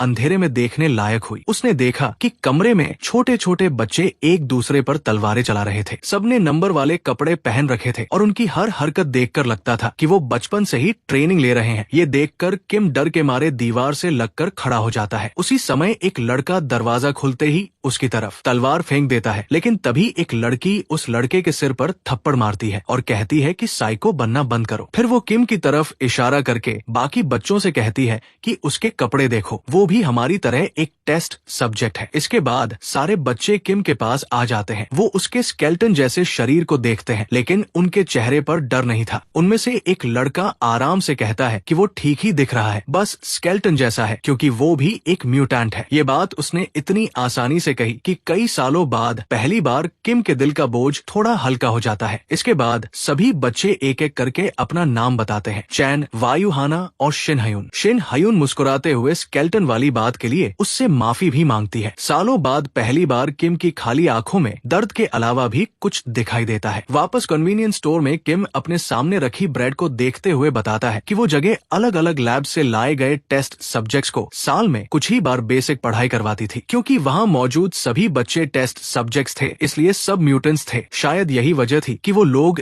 इतनी जल्दी एक दूसरे के करीब आ गए। क्लासेस साल में सिर्फ कुछ बार होती थी, इसलिए वो लोग ज्यादा मिल नहीं पाते थे, लेकिन फिर भी वो किम के अपने लोग थे। ये कहानी सुनते सुनते तैगू का बुरा हाल हो जाता है। उसकी आंखों से आंसू और नाक से पानी दोनों बहने लगते हैं। वो रोते हुए पूछता है कि किम ने आखिर कैसी जिंदगी जी है। हाइडी धीरे से पूछती है कि अब उसके वो दोस्त कहाँ है। किम कहता है कि जिस दिन वो सब लैब से भागे थे, उस दिन बचने के लिए सबको अलग अलग भागना पड़ा था। उसके बाद से उसे उनमें से कोई भी दोबारा नहीं मिला। हाइडी तुरंत सारी बात समझ जाती है। उसे समझ आ जाता है कि किम उस ब्रोकर को क्यों ढूंढना चाहता है। अगर उसके दोस्तों को भागने के बाद पकड़ लिया गया होगा तो ब्रोकर नेटवर्क को उनके बारे में जरूर पता होगा। किम सिर हिलाकर उसकी बात मान लेता है। हाइडी दोनों हाथ टेबल पर रखकर कहती है कि वो उसके दोस्तों को ढूंढने में पूरी मदद करेगी। तैगू भी तुरंत अपना हाथ उठाकर कहता है कि वो भी साथ देगा। तभी तैगू मुस्कुराते हुए अपना फोन निकालता है और बताता है कि पुलिस आने से पहले उसने ये फोन यंग चूल की जेब से निकाल लिया था। वो मैसेजेस खोलता है और तुरंत ब्रोकर का कांटेक्ट मिल जाता है। उसमें लिखा था कि उसी रात 7 बजे एक म्यूटेंट की डील होने वाली है। किम तुरंत टाइम देखता है। घड़ी में ठीक 7 बजे थे। उसी समय शहर के दूसरी तरफ एक अंधेरे वेयरहाउस में एक हुड पहने आदमी कई हथियारबंद गुंडों के बीच खड़ा था। गुंडों को बहुत जल्दी समझ आ जाता है कि उन्होंने बहुत बड़ी गलती कर दी है। वो चारों तरफ से तलवारें लेकर उस पर टूट पड़ते हैं, लेकिन हुड पहना वो आदमी हर अटैक से ऐसे बच जाता है जैसे उसके लिए समय बहुत धीरे चल रहा हो। वो शांत आवाज में कहता है कि अगर तलवार ऐसे चलाओगे तो कुछ भी नहीं कटेगा। इतना कहकर वो सिर्फ एक वार करता है। अगले ही पल 3 आदमी एक साथ नीचे गिर जाते हैं। ये देखकर एक गुंडा घबराकर पिस्तौल निकालता है, लेकिन ट्रिगर दबाने से पहले ही उसकी गन की नली बीच से कटकर नीचे गिर जाती है। वो गुंडा अपने हाथ में बची हुई गन को देखकर वही जम जाता है। तभी हुड पहना आदमी अपना हुड हटाता है। उसके चेहरे पर हल्की सी मुस्कान थी। उसका नाम चैन था। लगता था कि लैब से भागने के बाद वो भी लगातार लड़ता रहा था। चैन कहता है कि अगर तलवार सही तरीके से चलाओ तो उससे स्टील भी काटी जा सकती है। इतना कहते ही उसका heart of the sword active हो जाता है। पूरा वेयरहाउस एकदम शांत हो जाता है। बाकी बचे गुंडे अपने साथियों की हालत देखकर डर जाते हैं और वहाँ से भाग निकलते हैं। चैन आराम से अपनी तलवार से खून झटकता है और कहता है कि अगली बार थोड़ा बेहतर कोशिश करना। तभी उसका फोन बजता है। वो बिना किसी इमोशन के मैसेज खोलता है। उसमें लिखा था कि आज रात जिस म्यूटेंट की डील होनी थी वो पकड़ लिया गया है और उसे तुरंत बेचना है। ये पढ़कर चैन हल्का सा मुस्कुराता है और सोचता है कि नया कस्टमर आने वाला है। उधर किम भी उसी मीटिंग पॉइंट वाली अंधेरी गली में पहुंच चुका था। वो चारों तरफ ध्यान से देखता है और खुद से कहता है कि उसे बहुत संभल कर रहना होगा। उसने हाइडी से वादा किया था कि वो सिर्फ दूर से ब्रोकर्स को देखेगा, लेकिन उसका असली मकसद सिर्फ एक था। उसे ऐसा ब्रोकर ढूंढना था जिसके पास उसके खोए हुए दोस्तों की कोई खबर हो। तभी उसकी नजर जमीन पर पड़े एक भारी रेंच पर पड़ती है। वो उसे उठा लेता है और सोचता है कि अगर बात बिगड़ गई तो हथियार साथ होना बुरा नहीं है, लेकिन उससे पहले उसे सामने वाले म्यूटेंट की एबिलिटी के बारे में जानना होगा। उसी समय अचानक एक तलवार उड़कर आती है और किम को पीछे खड़े खंभे से जकड़ देती है। तलवार उसकी गर्दन से सिर्फ 1 इंच दूर रुकती है। अंधेरे में से हुड पहना एक आदमी बाहर आता है और पूछता है, अकेला क्यों आया है? बेचने के लिए कोई म्यूटेंट भी साथ नहीं लाया? किम तलवार की तरफ देखता है और सोचता है कि अगर सामने वाला सिर्फ एक नॉर्मल इंसान है तो वो उसे एक ही वार में हरा सकता है। ये सोचकर वो पूरी ताकत से पंच मारने के लिए आगे बढ़ता है। उसका मुक्का सीधे उस आदमी के चेहरे की तरफ जा रहा था, लेकिन तभी किम का हाथ उसके चेहरे से सिर्फ 1 इंच पहले रुक जाता है। वो आदमी जरा सा भी नहीं हिला। किम उसका चेहरा देखते ही जम जाता है। उसके मुंह से बिना सोचे निकलता है, चैन। इतना सुनते ही सामने वाला बिना कुछ बोले अपनी तलवार घुमाता है। एक ही वार में किम हवा में उछलकर दूर जाकर जमीन पर गिरता है। जब वो उठने की कोशिश करता है तो उसके पैर बिल्कुल साथ नहीं देते, क्योंकि उसकी दोनों टांगों की टेंडेंस एक ही वार में साफ कट चुकी थी। किम जमीन पर पड़ा हुआ ऊपर देखता है। जैसे ही उसकी नजर उस आदमी पर पड़ती है वो उसकी स्वॉर्ड स्टाइल को तुरंत पहचान लेता है। उसी पल उसके दिमाग में 10 साल पुरानी याद लौट आती है। हम्स लैब से भागते समय चारों तरफ कंक्रीट गिर रहा था। सोल्जर्स हर तरफ से घेर चुके थे। तभी एक लड़का तलवार उठाकर कहता है कि वो सबके लिए रास्ता बनाएगा और अगले ही पल कई इंच मोटे कंक्रीट को ऐसे काट देता है जैसे वो कागज हो। वापस वर्तमान में किम खुद से कहता है कि ये सच में चैन ही है। फिर वो ऐसा काम करता है जो नामुमकिन लगता था। उसकी टांगों की टेंडेंस कट चुकी थी, लेकिन फिर भी वो धीरे धीरे खड़ा होने लगता है। ये देखकर चैन पूछता है, क्या तुम हार्ट म्यूटेंट हो? किम खून थूकते हुए कहता है, मैं लैब वाला किम हूँ। ये नाम सुनते ही चैन का हाथ वही रुक जाता है। उसकी उंगली हल्की सी कांपती है। वो धीरे से किम का नाम दोहराता है, जैसे उसे यकीन ही नहीं हो रहा हो कि ये सच है। किम खून से भरे चेहरे के साथ मुस्कुराकर कहता है, बहुत समय हो गया। लेकिन अगले ही पल चैन फिर से तलवार चला देता है। इस बार किम की बाह पर एक और गहरा घाव खुल जाता है। किम दर्द सहते हुए पूछता है कि पहचानने के बाद भी वो हमला क्यों कर रहा है। चैन बिल्कुल शांत आवाज में कहता है कि उसने सिर्फ ये पक्का करने के लिए हमला किया था कि घाव सच में भरता है या नहीं। अब उसे यकीन हो गया कि ये वही किम है। इतना कहकर चैन फिर हमला करता है। उसकी तलवार इतनी तेज चल रही थी कि किम उसकी चाल को ठीक से देख भी नहीं पा रहा था। कुछ ही सेकंड में उसकी जैकेट कट जाती है और हर तरफ खून फैल जाता है। किम समझ जाता है कि अगर ऐसा ही चलता रहा तो वो ठीक होने से पहले ही बहुत ज्यादा खून बहा देगा। इसलिए वो फैसला करता है कि दूर खड़े रहने की बजाय सीधे चैन के पास पहुंचना होगा। वो पूरी ताकत से चैन की तरफ दौड़ता है, लेकिन चैन बड़ी आसानी से एक तरफ हट जाता है और एक ही वार में अपनी तलवार किम की बाह के आर पार कर देता है। फिर वो कहता है, क्या सच में तुम्हें लगा कि तलवार वाले इंसान पर पंच काम करेगा। किम अपनी बाह में घुसी तलवार को देखता है, लेकिन उसे पीछे खींचने की बजाय वो अपने दूसरे हाथ से चैन की कलाई पकड़ लेता है। उसी समय उसकी बाह तलवार के चारों तरफ रिजेनरेट होने लगती है और तलवार उसी में फंस जाती है। चैन पूरी ताकत से तलवार खींचने की कोशिश करता है, लेकिन वो हिलती तक नहीं। उसे समझ ही नहीं आता कि किम की पकड़ इतनी मजबूत कैसे है। अगले ही पल किम अपना पूरा शरीर घुमाकर चैन को पीछे बने स्कैफोल्डिंग की तरफ फेंक देता है। चैन जाकर लोहे के ढांचे से टकराता है, फिर तुरंत उठ खड़ा होता है। इस बार उसके चेहरे पर अलग ही भाव थे। वो किम को देखकर कहता है कि अब थोड़ा मसल बनने के बाद वो पहले से कुछ काम का लग रहा है। फिर वो पूछता है कि अगर उसके पास इतनी ताकत पहले भी थी तो उस दिन वो भागा क्यों था। ये बात किम को तलवार से भी ज्यादा चुभ जाती है। उसे फिर वही पुरानी याद आने लगती है। लैब के कॉरिडोर में सभी बच्चे फंसे हुए थे। सोल्जर्स लगातार पास आ रहे थे। छोटा चैन चिल्लाकर किम से कह रहा था कि जल्दी कोई लोहे का पाइप उठाओ और उनकी मदद करो, लेकिन स्केलेटन बना किम पीछे मुड़कर भाग गया था। वर्तमान में किम पसीना पोंछते हुए कहता है कि उसके पास कोई दूसरा रास्ता नहीं था। अगर वो वही रुक जाता तो उन सब की मौत हो जाती। चैन कुछ नहीं कहता। वो अपने पास खड़े लोहे के स्कैफोल्डिंग को हाथ लगाता है। अगले ही पल उसके हाथ से काली नसों जैसी चीजें पूरे लोहे में फैलने लगती है। देखते ही देखते पूरा स्टील स्ट्रक्चर उसकी पावर का हिस्सा बन जाता है। चैन नीचे किम की तरफ देखकर कहता है कि अब उसने उसकी पूरी रिजनरेशन देख ली है। अगर वो किम के शरीर को छोटे छोटे टुकड़ों में काट दे तो उसे वापस जुड़ने में बहुत समय लगेगा। फिर वो कहता है चलो इस बार भी भाग कर दिखाओ। अचानक ऊपर से तलवारों की बारिश होने लगती है। किम तुरंत अपने दोनों हाथ सामने करके अपने शरीर के जरूरी हिस्सों को बचाता है। उसकी दोनों बाहों का मांस बुरी तरह कट जाता है, लेकिन वो पहले ही समझ चुका था कि अगर उसका शरीर का बीच वाला हिस्सा सुरक्षित रहा तो वो जल्दी रिकवर कर पाएगा। लेकिन असली हमला कुछ और था। ऊपर से गिरती तलवारें सिर्फ उसका ध्यान भटकाने के लिए थी। अगले ही पल चैन बिजली जैसी स्पीड से उसके पास से निकलता है और एक ही वार में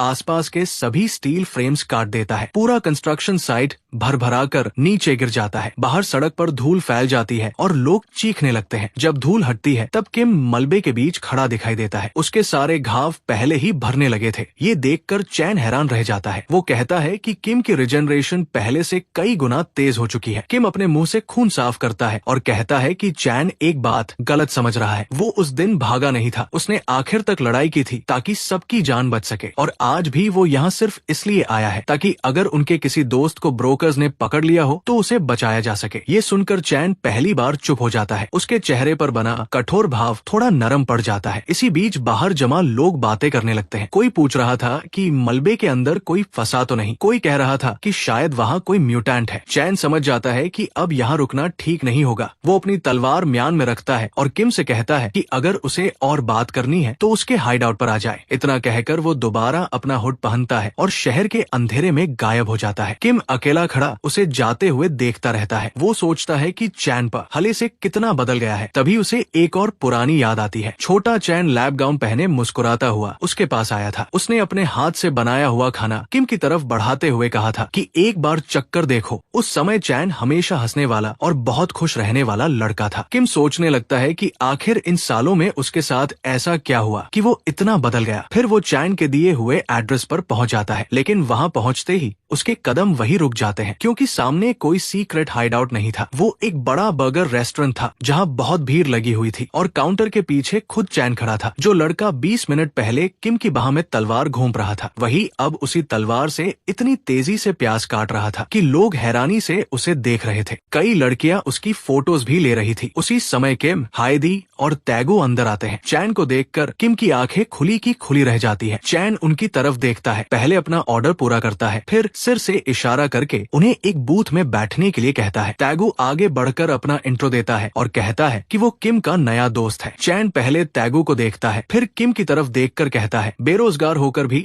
नए दोस्त बना लेना अच्छी बात है। ये सुनते ही तैगो गुस्से में बूथ के ऊपर से कूदने लगता है, लेकिन हाइडी दोनों हाथों से उसे पकड़कर रोक लेती है। आखिरकार तीनों बैठ जाते हैं। चैन गंभीर होकर किम से कहता है कि वो एक बार फिर वही बात दोहराए जो उसने कंस्ट्रक्ट कंस्ट्रक्शन साइट पर कही थी कि वो उस दिन भागा नहीं था। किम अपने कप की तरफ देखते हुए धीरे धीरे पूरी सच्चाई बताना शुरू करता है। वो कहता है कि जिस दिन वो लोग लैब से भाग रहे थे उस रास्ते में पहले से एक बॉम्ब लगाया गया था। उसे उसकी आवाज सुनते ही समझ आ गया था, क्योंकि लैब में उन पर इतने एक्सप्लोसिव टेस्ट्स किए गए थे कि फ्यूज की आवाज उसके दिमाग में हमेशा के लिए बस चुकी थी। गार्ड्स का इरादा साफ था, वो पूरी सुरंग को उड़ाकर सबको मलबे के नीचे दबाना चाहते थे। हो सकता है कि ताकतवर लोग बच जाते, लेकिन कमजोर बच्चे कभी जिंदा नहीं बच पाते। किम बताता है कि उस दिन उसने जितने एक्सप्लोसिव्स उठा सकता था उतने उठाए और बाकी सबसे उल्टी दिशा में भाग गया ताकि ब्लास्ट उसके दोस्तों से दूर हो जाए। जब उसकी आंख खुली तब वो जंगल के बीच अकेला पड़ा था। वो तुरंत वापस लैब गया, लेकिन वहाँ कोई नहीं था, इसलिए उसे लगा कि उसके सारे दोस्त बचकर निकल गए होंगे।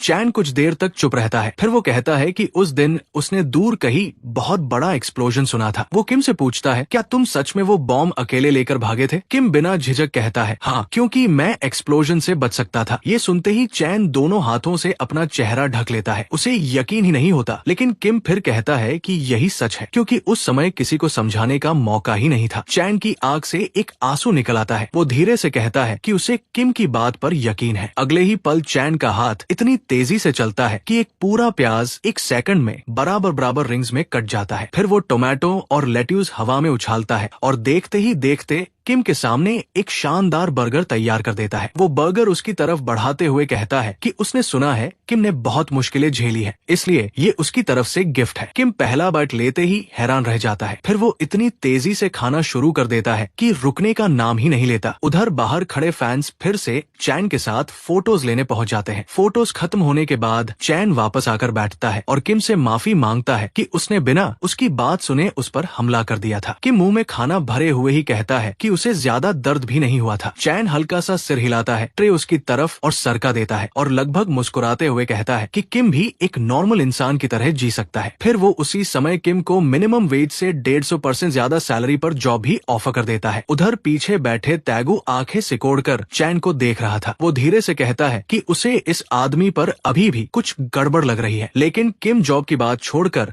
चैन से असली सवाल पूछता है। वो जानना चाहता था कि चैन आखिर ब्रोकर बनकर क्यों काम कर रहा था। किम गुस्से में पूछता है कि वो उन्हीं लोगों के साथ कैसे काम कर सकता है जिन्होंने उन्हें लैब में कैद करके रखा था। चैन हाथ उठाकर उसे शांत करता है और कहता है कि ये सब सिर्फ एक नाटक है। खाली समय में वो जानबूझकर ब्रोकर बनता है ताकि म्यूटेंट्स का शिकार करने वाले लोगों को बाहर निकाल सके और फिर उन्हें खत्म कर सके। ये कहते समय उसकी आंखें पूरी तरह ठंडी हो जाती है। वो साफ कहता है कि उसका मकसद उन सबका पूरी तरह सफाया करना है। ये सुनकर किम राहत की सांस लेता है। वो कहता है कि कुछ देर के लिए उसे सच में डर लग गया था। फिर वो पूरे बर्गर रेस्टोरेंट, चैन का एप्रन, उसका मैनेजर बैज और बाहर खड़े फैंस को देखकर मुस्कुराता है और कहता है कि अब चैन बिल्कुल एक नॉर्मल इंसान की तरह दिखता है। इसके बाद किम कहता है कि वो अपने बाकी दोस्तों को भी ढूंढना चाहता है। अगर चैन को किसी ब्रोकर को पकड़ने में उसकी मदद चाहिए तो वो तैयार है, लेकिन बदले में चैन को उसके बाकी दोस्तों के बारे में पता लगाना होगा। ये सुनते ही चैन मुस्कुराते हुए जोर से टेबल पर मुक्का मारता है। उसकी मुस्कान बिल्कुल वैसी ही थी जैसी बचपन में हुआ करती थी। वो कहता है कि उसे अभी एक खास ब्रोकर को पकड़ना है और किम की पावर के साथ ये काम बहुत आसान हो जाएगा। दोनों टेबल के ऊपर से एक दूसरे से फिस्ट बम्प करते हैं और उनकी डील पक्की हो जाती है। कुछ देर बाद चैन उन्हें दरवाजे तक छोड़ने आता है। वो कहता है कि बाद में पूरा प्लान मैसेज कर देगा और फिर किम, हाइदी और तैगू तीनों अंधेरी सड़क पर आगे बढ़ जाते हैं। रास्ते में हाइदी कहती है कि अच्छा हुआ किम का दोस्त बुरा इंसान नहीं निकला, लेकिन तैगू अभी भी पूरी तरह यकीन नहीं करता। वो कहता है कि 3 साल बहुत लंबा समय होता है और इतने समय में लोग बदल जाते हैं। हाइदी भी मानती है कि जब उसने ह्यूमन ट्रैफिकर वाली बात सुनी थी तब वो सच में डर गई थी, लेकिन किम पीछे मुड़कर रेस्टोरेंट की बुझती हुई लाइट्स को देखते हुए कहता है कि चैन जरा भी नहीं बदला, उसके लिए वो आज भी वही पुराना दोस्त है। तभी हाइदी को याद आता है कि चैन ने किम को मैसेज करने की बात कही थी, लेकिन किम के पास तो फोन ही नहीं है। ये सुनकर किम मुस्कुराते हुए अपनी जेब से एक फोन निकाल लेता है। तैगू जैसे ही स्क्रीन देखता है उसका दिमाग काम करना बंद कर देता है। वो यंग चूल का फोन था जिस आदमी ने कुछ देर पहले किम को लैब में बेचने की कोशिश की थी। किम उसी का चुराया हुआ फोन आराम से इस्तेमाल कर रहा था। उधर शहर के दूसरी तरफ एक अंधेरी गली में बैंगनी ट्रैकसूट सूट पहना एक म्यूटेंट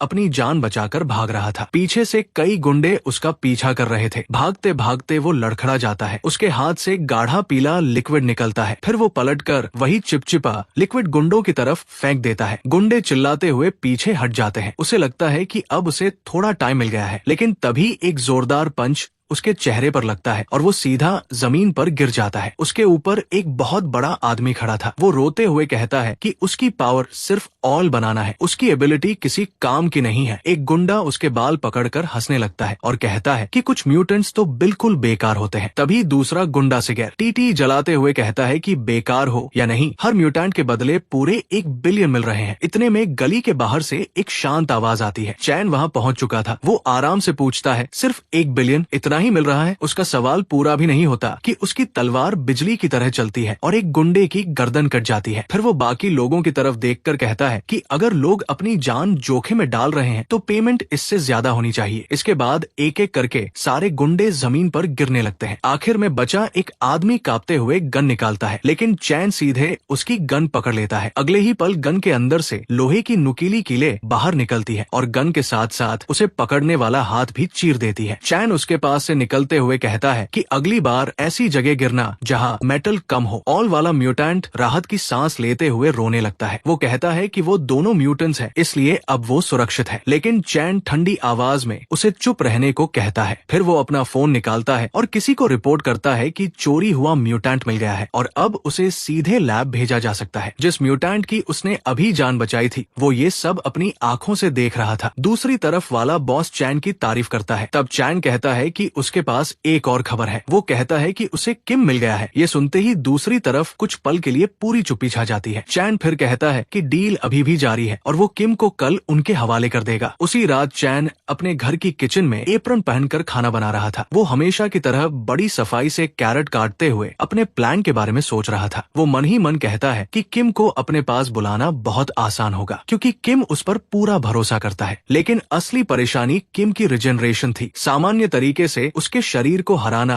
मुमकिन नहीं था। उसे ऐसी जगह चाहिए थी जहां बहुत सारा आयरन हो ताकि वो अपनी एबिलिटी पूरी ताकत से इस्तेमाल कर सके। ये सोचते हुए वो खाने में सॉल्ट डालता है, अपनी जगह तय करता है और फिर पोटैटो करी का बर्तन उठाकर टेबल पर ले आता है। वहाँ उसकी छोटी बहन चुन अपनी व्हील चेयर पर उसका इंतजार कर रही होती है। जैसे ही वो पोटैटो करी देखती है उसके चेहरे पर मुस्कान आ जाती है। चैन मुस्कुराकर कहता है कि उसने उसके लिए जानबूझकर ज्यादा पोटैटोज डाले हैं। चैन अपनी बहन से कहता है कि वो आज रात घर पर नहीं रुक पाएगा। इतना कहकर वो बाहर निकल जाता है और उसके पीछे दरवाजा बंद हो जाता है। उधर शहर के दूसरे हिस्से में हाइदी अपनी किचन में खड़ी थी। वो एआई से मिली रेसिपी देखकर खाना बना रही थी। उसके चेहरे पर ऐसा फोकस था जैसे कोई बॉम्ब को डिफ्यूज कर रहा हो। एआई ने उसे ब्रेस्ड शॉर्ट रिब्स में ताजे टैंजरीन्स और स्ट्रॉबेरीज डालने की सलाह दी थी और हाइदी पूरे भरोसे के साथ वही बना रही थी। वो मीट और फ्रूट्स को एक साथ फ्राई कर रही थी और उसे पूरा यकीन था कि उसके अंदर कुकिंग का छुपा हुआ टैलेंट है। खाना बनाते बनाते वो अपनी बहन को मैसेज भेजती है और गर्व से बताती है कि उसने फ्रूट रिब्स बनाई है, लेकिन जवाब में उसकी बहन सिर्फ एक क्वेश्चन मार्क भेजती है। हाइदी सोचती है कि उसकी बहन को अच्छी कुकिंग की समझ ही नहीं है। इसके बाद वो खाना लेकर लिविंग रूम में आती है। वहाँ किम जमीन पर बैठा हुआ था। उसके हाथ में फोन था और वो अपने डॉग प्लशी को पकड़े चैन के कॉल का इंतजार कर रहा था। हाइदी मुस्कुराकर पूछती है कि क्या आज अपने दोस्त से मिलकर वो इतना खुश है। किम उस प्लशी को गले लगाकर पहली बार दिल खोलकर हंसता है और कहता है कि उसे सच में चैन की बहुत याद आती थी। हाइदी तुरंत महसूस कर लेती है कि आज किम पहले से कहीं ज्यादा रिलैक्स लग रहा था। किम की यादें फिर से उसे पुराने दिनों में ले जाती है। लैब में वो हमेशा कमरे के सबसे पीछे अकेला बैठा रहता था और कोशिश करता था कि कोई उसे नोटिस न करे, लेकिन छोटा चैन हर बार उसके पास आ जाता और पूछता कि वो हमेशा अकेला क्यों बैठता है। किम घबरा जाता क्योंकि उसे समझ ही नहीं आता था कि किसी से बात कैसे करे। एक दिन चैन ने उसकी शर्ट की स्लीव पकड़ ली और जोर से चिल्लाया, अरे तुम्हारा हाथ कहाँ गया? फिर वो 3 सेकंड के लिए भाग गया। कुछ ही देर बाद वो एक मेटल ब्लेड लेकर वापस आया और उसने वो ब्लेड सीधे किम के गायब हाथ की जगह लगा दी। फिर मिरर की तरफ इशारा करके मुस्कुराते हुए बोला, देखो। किम ये देखकर जोर से चिल्ला पड़ा। उसी समय पेशेंट गाउन पहने एक लड़की वहाँ आती है। वो ये सब देखकर चैन से कहती है कि किम को परेशान करना बंद करो, लेकिन चैन कहता है कि वो उसे परेशान नहीं कर रहा बल्कि पहले से ज्यादा कूल बना रहा है। कि मिरर में अपनी स्वॉर्ड वाली बाह को देखते हुए धीरे से कहता है कि सच कहे तो ये काफी औसम लग रही है। ये सुनकर वो लड़की दोनों की तरफ ऐसे देखने लगती है जैसे उसे दोनों में से किसी की भी बात समझ नहीं आई हो। इसके बाद चैन अपना हाथ आगे बढ़ाता है। किम उसे कंफ्यूज होकर देखता रहता है। तब चैन उसे समझाता है कि जब दो दोस्त एक दूसरे पर भरोसा करते हैं तो वो फिस्ट बम्प करते हैं। अगले ही पल दोनों की मुट्ठियां आपस में टकराती है और वहीं से उनकी दोस्ती की शुरुआत होती है। वापस वर्तमान में किम अपने प्लशी को देखकर मुस्कुराता है और हाइदी से कहता है कि उस समय चैन दुनिया का सबसे कूल लड़का था और वो हर जगह उसके पीछे पीछे घूमता था। हाइदी उसकी बात सुनकर बस उसे देखती रह जाती है। उसे समझ ही नहीं आता कि कोई इंसान गायब हाथ की जगह तलवार लगा देने को गिफ्ट कैसे मान सकता है, लेकिन वो इस बारे में कुछ नहीं कहती और बोलती है कि अब खाना खाने का टाइम हो गया है। वो खाना किम के सामने रख देती है। किम जैसे ही बर्तन के अंदर देखता है उसका दिमाग ही घूम जाता है। उसने अपनी जिंदगी में पहली बार मीट के साथ पूरे के पूरे स्ट्रॉबेरीज और टैंजरीन स्लाइसेस देखे थे। वो एक बाइट लेता है और अगले ही पल उसकी आंखों से आंसू निकल आते हैं क्योंकि खाना सच में बहुत स्वादिष्ट था। इस बार एआई की रेसिपी बिल्कुल सही निकली थी। किम बिना रुके पूरा खाना खाने लगता है और हर बाइट की तारीफ करता जाता है। हाइदी उसे खुशी से खाते हुए देखकर मुस्कुरा रही थी। उधर फ्रिटर उसके पास बैठा हर बाइट को बड़ी उम्मीद से देख रहा था। किम पूछता है कि क्या उसे भी थोड़ा खाना चाहिए, लेकिन हाइदी तुरंत मना कर देती है और कहती है कि बाद में वो फ्रिटर को उसका अलग खाना देगी। कुछ देर बाद भी किम खाना खा ही रहा था कि तभी उसका फोन बज उठता है। स्क्रीन पर ब्रोकर का नाम लिखा था। किम समझ जाता है कि ये चैन का कॉल है, लेकिन जैसे ही वो कॉल उठाता है दूसरी तरफ से घबराई हुई आवाज आती है। चैन जल्दी से कहता है कि वो तुरंत उसकी मदद के लिए आए। वो बताता है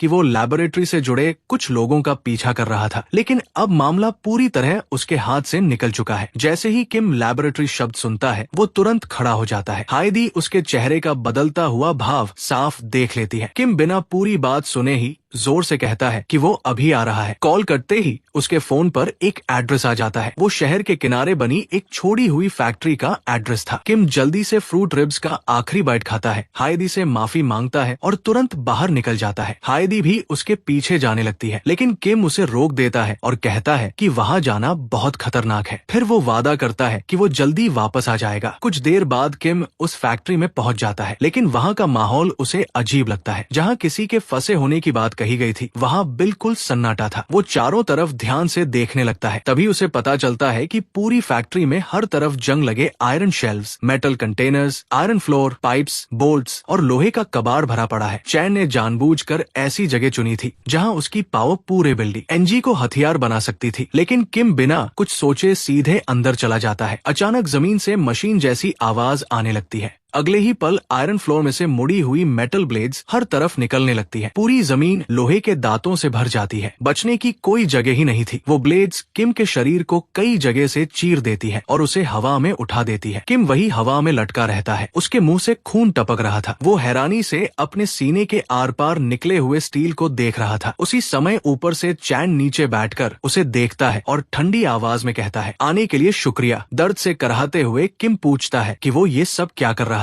वो याद दिलाता है कि चैन ने तो कहा था कि उसे पकड़ लिया गया है। चैन आराम से जवाब देता है कि जो कुछ किम देख रहा है वही सच है। इतना कहकर वो तलवार निकालकर नीचे कूद जाता है। फिर वो साफ साफ कह देता है कि किम बेवकूफ बन गया। किम पूरी ताकत लगाकर उन ब्लेड से खुद को छुड़ाता है और वापस हमला करने की कोशिश करता है, लेकिन चैन पहले ही उसके सामने पहुंच चुका था। उसकी तलवार बहुत तेजी से चलती है। फिर वो किम के सीने पर एक जोरदार किक मारता है। किम उड़ता हुआ पीछे रखी लकड़ी की क्रेट्स में जा गिरता है। चारों तरफ लकड़ियां टूटकर बिखर जाती है। किम बुरी तरह घायल होकर मलबे में पड़ा था। उसके शरीर से ज्यादा उसका दिल टूटा था, क्योंकि जिस दोस्त के साथ वो सिर्फ 1 घंटे पहले बैठकर खाना खा रहा था वही अब उसे मारने की कोशिश कर रहा था। किम धीरे से चैन से कहता है कि आज उसे उससे मिलकर सच में बहुत खुशी हुई थी। वो कहता है कि 7 साल तक स्केल्टन के रूप में देखने के बाद आज उसे इंसानी चेहरे में देखना अजीब लगा था। उसके साथ बातें करके उसे पुराने दिन याद आ गए थे। चैन उसकी बात सुनकर बिना इमोशन के कहता है कि उसने झूठ बोला था। वो सच में एक ब्रोकर है। उसका काम हार्ट म्यूटेंट्स को पकड़कर लैबोरेटरी के हवाले करना है और आज वो किम को वापस वही भेजने के लिए आया है। ये सुनकर किम खून से लथपथ जमीन पर पड़ा चैन के चेहरे को देखता रहता है। वो उस दोस्त को ढूंढने की कोशिश कर रहा था जिसके साथ उसने पहली बार फिस्ट बम्प किया था, लेकिन चैन उसे कोई मौका नहीं देता। वो फिर से हमला शुरू कर देता है। फ्लोर और वॉल से एक बार फिर मेटल ब्लेड्स निकलने लगती है। किम जल्दी से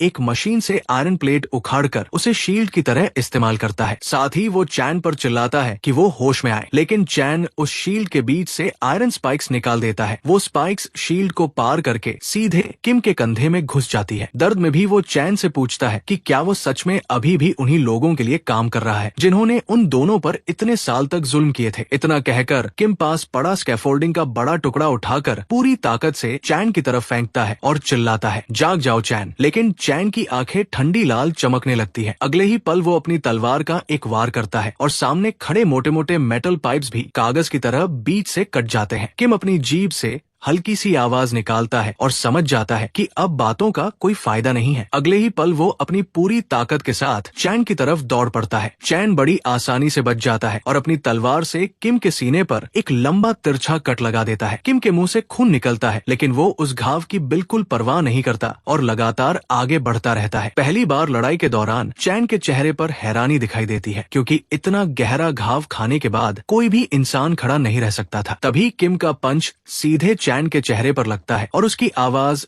पूरे वेयरहाउस में गूंज जाती है। चैन पीछे लड़खड़ा जाता है। उसे समझ आ जाता है कि जितनी चोटें वो किम को दे चुका है उनसे कोई नॉर्मल इंसान 10 बार मर चुका होता, लेकिन किम की रफ्तार जरा भी कम नहीं हुई। चैन सोचता है कि उसे किम पर इतनी तेजी से लगातार वार करने होंगे कि किम सिर्फ रिजेनरेशन में ही उलझा रहे और हमला करने का मौका ही न मिले। तभी उसके दिमाग में लैब की 2025th रिजेनरेशन रिस्पॉन्स एक्सपेरिमेंट वाली याद लौट आती है। उस समय छोटा किम चेन से बंधा टेस्टिंग चेम्बर में खड़ा था। वो खाली नजरों से ऊपर ऑब्जर्वेशन ग्लास की तरफ देख रहा था। तभी भारी दरवाजा खुलता है और छोटा चैन हॉस्पिटल के सफेद कपड़ों में अंदर आता है। इंटरकॉम से आवाज आती है, सब्जेक्ट 24 अपनी पूरी ताकत से अटैक करो। लेकिन छोटा चैन वही खड़ा होकर जोर से मना कर देता है। अगले ही पल उसके गले में लगे कॉलर में हाई वोल्टेज इलेक्ट्रिसिटी दौड़ जाती है। वो दर्द से तड़पता हुआ जमीन पर गिर जाता है। किम ये सब देखकर उस पर चिल्लाता है कि ऑर्डर्स मान लो, वरना वो लोग तुम्हें मार देंगे। लेकिन चैन जानता था कि किम झूठ बोल रहा है। किम सिर्फ उसे बचाने के लिए ऐसा कह रहा था, क्योंकि वो चैन को अपने कारण तड़पते हुए नहीं देख सकता था। चैन बिजली के झटकों के बीच अपना गला पकड़ लेता है, लेकिन फिर भी तलवार नहीं उठाता। ये देखकर किम एक फैसला करता है। वो जानबूझकर चैन को बुराबला कहना शुरू कर देता है, उसे वीकलिंग कहता है और उसकी स्वॉर्ड हार्ट एबिलिटी का मजाक उड़ाने लगता है। उसकी बातें चैन के दिल पर लग जाती है। बिजली का दर्द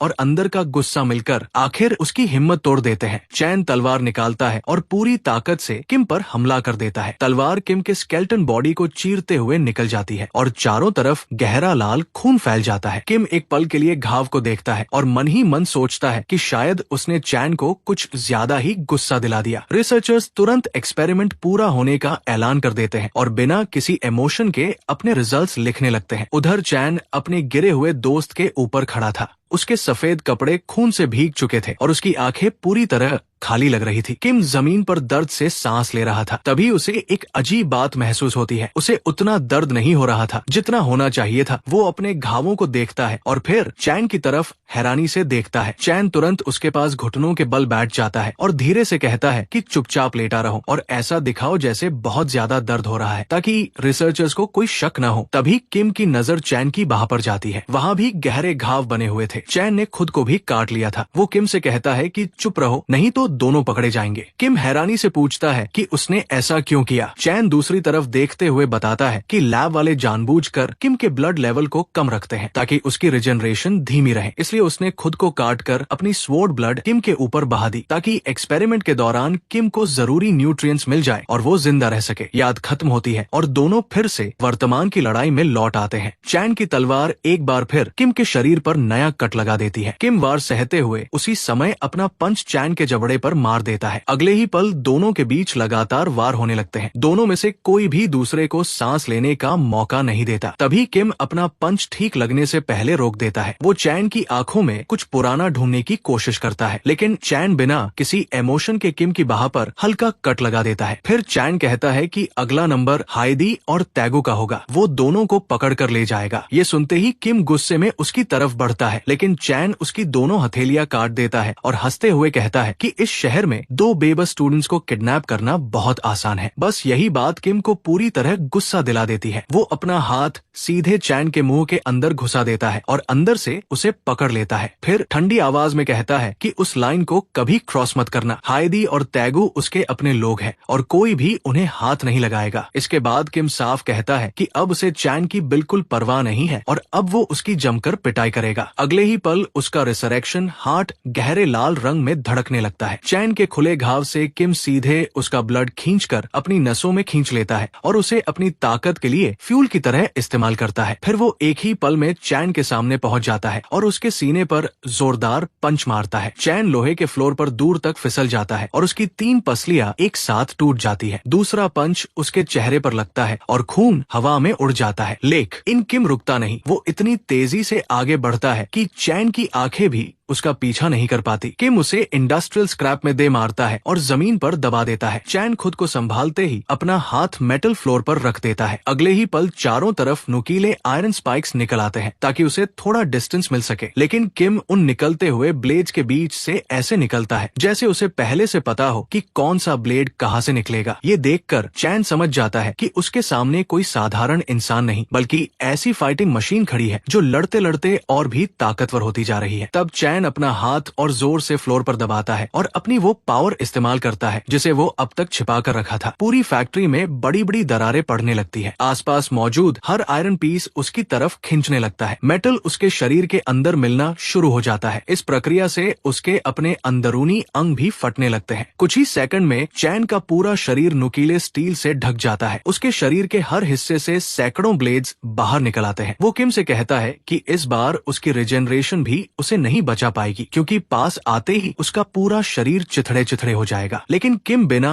एक पल रुके सीधे उसकी तरफ दौड़ पड़ता है। स्टील ब्लेड्स उसके सीने और कंधों में गहराई तक धंस जाती है। फिर भी वो रुकता नहीं और पूरी ताकत से चैन के सीने पर एक जोरदार हिमेकर मार देता है। उस एक पंच की शॉक वेव पूरी फैक्ट्री में फैल जाती है और चैन की सबसे मजबूत डिफेंस टूट जाती है। किम अपने शरीर में धंसी हुई ब्लेड्स के बीच से चैन की आंखों में देखते हुए शांत आवाज में कहता है, पेट में कुछ मेटल स्पाइक्स घुसने से सच में इतना दर्द नहीं होता। कम से कम उतना तो बिल्कुल नहीं जितना हर्म्स लैब ने मुझे 10 साल तक दिया था। इतना कहकर किम लगातार चैन पर हमला करना शुरू कर देता है। वो उसके आयरन आर्मोर को टुकड़ा टुकड़ा करके तोड़ता जाता है और चिल्लाते हुए कहता है कि सबसे ज्यादा दर्द शरीर में ब्लेड्स घुसने से नहीं होता। सबसे ज्यादा दर्द इस बात का होता है कि ये सब करने वाला इंसान कभी उसका दोस्त था। आखिरकार किम का आखिरी पंच सीधे चैन के चेहरे पर लगता है। वो जोर से जमीन पर जा गिरता है और पूरी फैक्ट्री में सन्नाटा छा जाता है। किम उसके ऊपर खड़ा होकर धीरे से कहता है कि उसे चैन के किसी भी ब्लेड से उतना दर्द नहीं हुआ जितना इस लड़ाई से हुआ है। चैन जमीन पर पड़े पड़े उसकी तरफ देखता है। कुछ देर चुप रहने के बाद वो सपाट आवाज में कहता है कि वो किम को अपने फायदे के लिए दोबारा लैबोरेटरी में बेचने वाला था। ये सुनकर किम की आंखों में दुख और गुस्सा दोनों एक साथ भर जाते हैं। अगले ही पल वो अपना आपा खो देता है और लगातार पंच मारते हुए चिल्लाने लगता है कि चैन आखिर क्या बोल रहा है। उसके हर पंच में गुस्सा था क्योंकि वो ये मान ही नहीं पा रहा था कि जिस इंसान पर उसने सबसे ज्यादा भरोसा किया वो आज ऐसा बन गया। किम चैन की कॉलर पकड़कर उसे ऊपर खींचता है और दोनों आमने सामने आ जाते हैं। वो उससे बार बार पूछता है कि आखिर सच क्या है। वो उसकी आंखों में उस पुराने चैन को ढूंढने की कोशिश करता है जिसने कभी दोस्ती की निशानी के तौर पर उसके गायब हाथ की जगह तलवार लगाई थी। फिर किम उससे पूछता है, क्या तुमने मुझे कभी अपना दोस्त माना भी था? चैन अपनी खुली हुई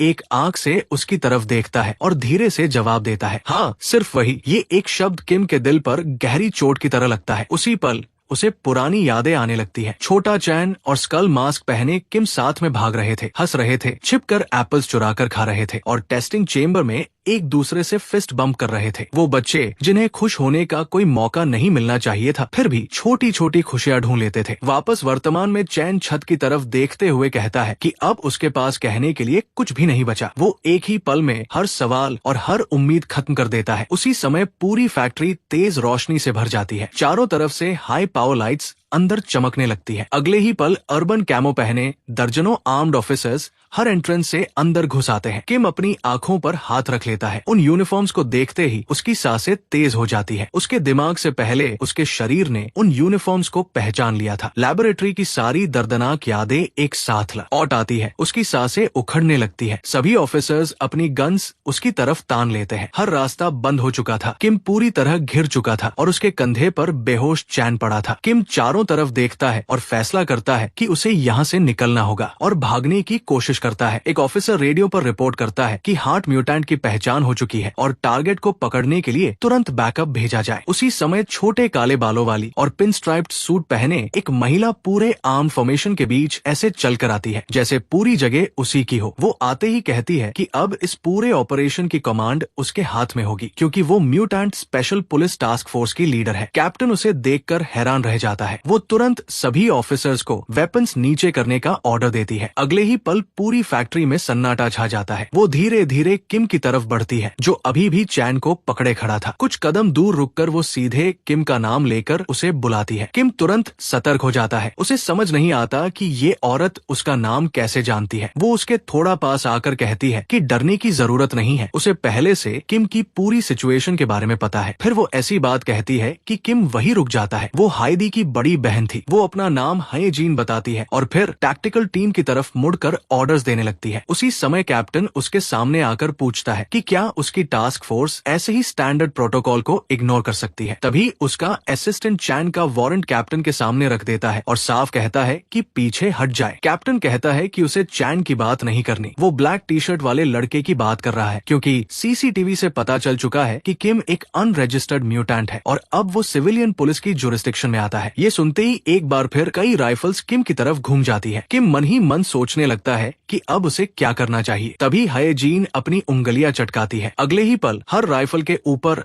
लाल रंग की जियोमेट्रिक लाइंस फैलने लगती है। वो लाइंस पूरे हथियार पर सर्किट की तरह फैल जाती है और अगले ही पल सभी राइफल्स एक साथ टुकड़ों में टूट जाती है। एलीट स्क्वाड अपने हाथों में बचे हुए टूटे हुए पार्ट्स को देखकर हैरान रह जाता है। उनमें से एक ऑफिसर डरते हुए कहता है कि यही उनकी टीम लीडर की म्यूटेंट एबिलिटी है। हाय जीन कैप्टन की तरफ देखकर कहती है कि लगता है उसे अभी तक ये समझ नहीं आया कि वो किससे उलझ रहा है। फिर वो दोबारा उंगलियां चटकाती है और कहती है कि ये केस सीधे हम्स लैबोरेटरी से जुड़ा हुआ है। हम्स लैबोरेटरी का नाम सुनते ही कैप्टन का चेहरा बदल जाता है। वो धीरे से कहता है कि अगर उसे पहले ये बात पता होती तो मामला अलग होता। फिर वो अपनी टीम को ऑर्डर देता है कि पूरा control mutant special police task force को सौंप दिया जाए। 2 ऑफिसर्स चैन को उठाकर ले जाने लगते हैं। ये देखकर किम तुरंत पूछता है कि उसे कहाँ ले जाया जा रहा है। असिस्टेंट बताता है कि चैन एक वांटेड क्रिमिनल है, इसलिए उसे फॉर्मल अरेस्ट प्रोसेस के तहत ले जाया जाएगा। किम बस चुपचाप चैन के हाथों में हैंडकफ्स लगते हुए देखता रहता है। उसके चेहरे का भाव ही सब कुछ बता रहा था। इसके बाद असिस्टेंट किम से कहता है कि टीम लीडर उससे अकेले में बात करना चाहती है, इसलिए उसका स्टेटमेंट जरूरी है। सीन बदलता है। अब किम एक साफ सुथरे इंटरव्यू रूम में हाय जीन के सामने बैठा था। हाय जीन के चेहरे पर हल्की सी मुस्कान थी, जैसे उसे पहले से ज्यादातर बातें पता हो। किम अपनी चेयर पर थोड़ा असहज होकर बैठा था। कुछ पल की चुप्पी के बाद हाय जीन सीधे मुद्दे पर आती है। वो बताती है कि उसकी टीम कई सालों से हम्स लैबोरेटरी का पीछा कर रही है। उसे हाइडी से 3 साल पहले हुए एस्केप के बारे में पहले ही पता चल चुका था। फिर वो किम की तरफ एक डॉक्यूमेंट बढ़ाती है और कहती है कि इन 3 सालों में हम्स लैबोरेटरी क्या करती रही, इसकी किम को कोई जानकारी नहीं है। इसके बाद वो सबसे बड़ा सच बताती है। किम के साथ भागे हुए उसके सभी साथी दोबारा पकड़ लिए गए हैं। ये सुनते ही किम का चेहरा पूरी तरह सफेद पड़ जाता है। हाय जीन आगे बताती है कि हम्स लैबोरेटरी एक खास तरीका अपनाती है। वो जानबूझकर अपने सब्जेक्ट्स को भागने देती है, फिर उन्हें दोबारा पकड़ती है। इस तरह वो उनकी सारी उम्मीद तोड़ देती है और उन्हें यकीन दिलाती है कि आजादी जैसी कोई चीज होती ही नहीं। किम चुपचाप दीवार की तरफ देखने लगता है। उसी समय उसे एहसास होता है कि शायद चैन भी इसी तरीके से पूरी तरह टूट गया था। तभी दरवाजा खुलता है। असिस्टेंट अंदर आकर कहता है कि जिस विटनेस को बुलाया गया था वो आ चुकी है। कुछ ही पल बाद एक व्हील चेयर पर बैठी एक कमजोर और डरी हुई लड़की अंदर लाई जाती है। वो चैन की छोटी बहन थी। चुन भाइयों, आज की वीडियो में बस इतना ही। मिलते हैं नेक्स्ट पार्ट में। तब तक के लिए जो भाई चैनल पर नए हैं, चैनल को सब्सक्राइब करें और बेल आइकॉन ऑन कर लें ताकि अगली वीडियो आप सभी को सबसे पहले मिले।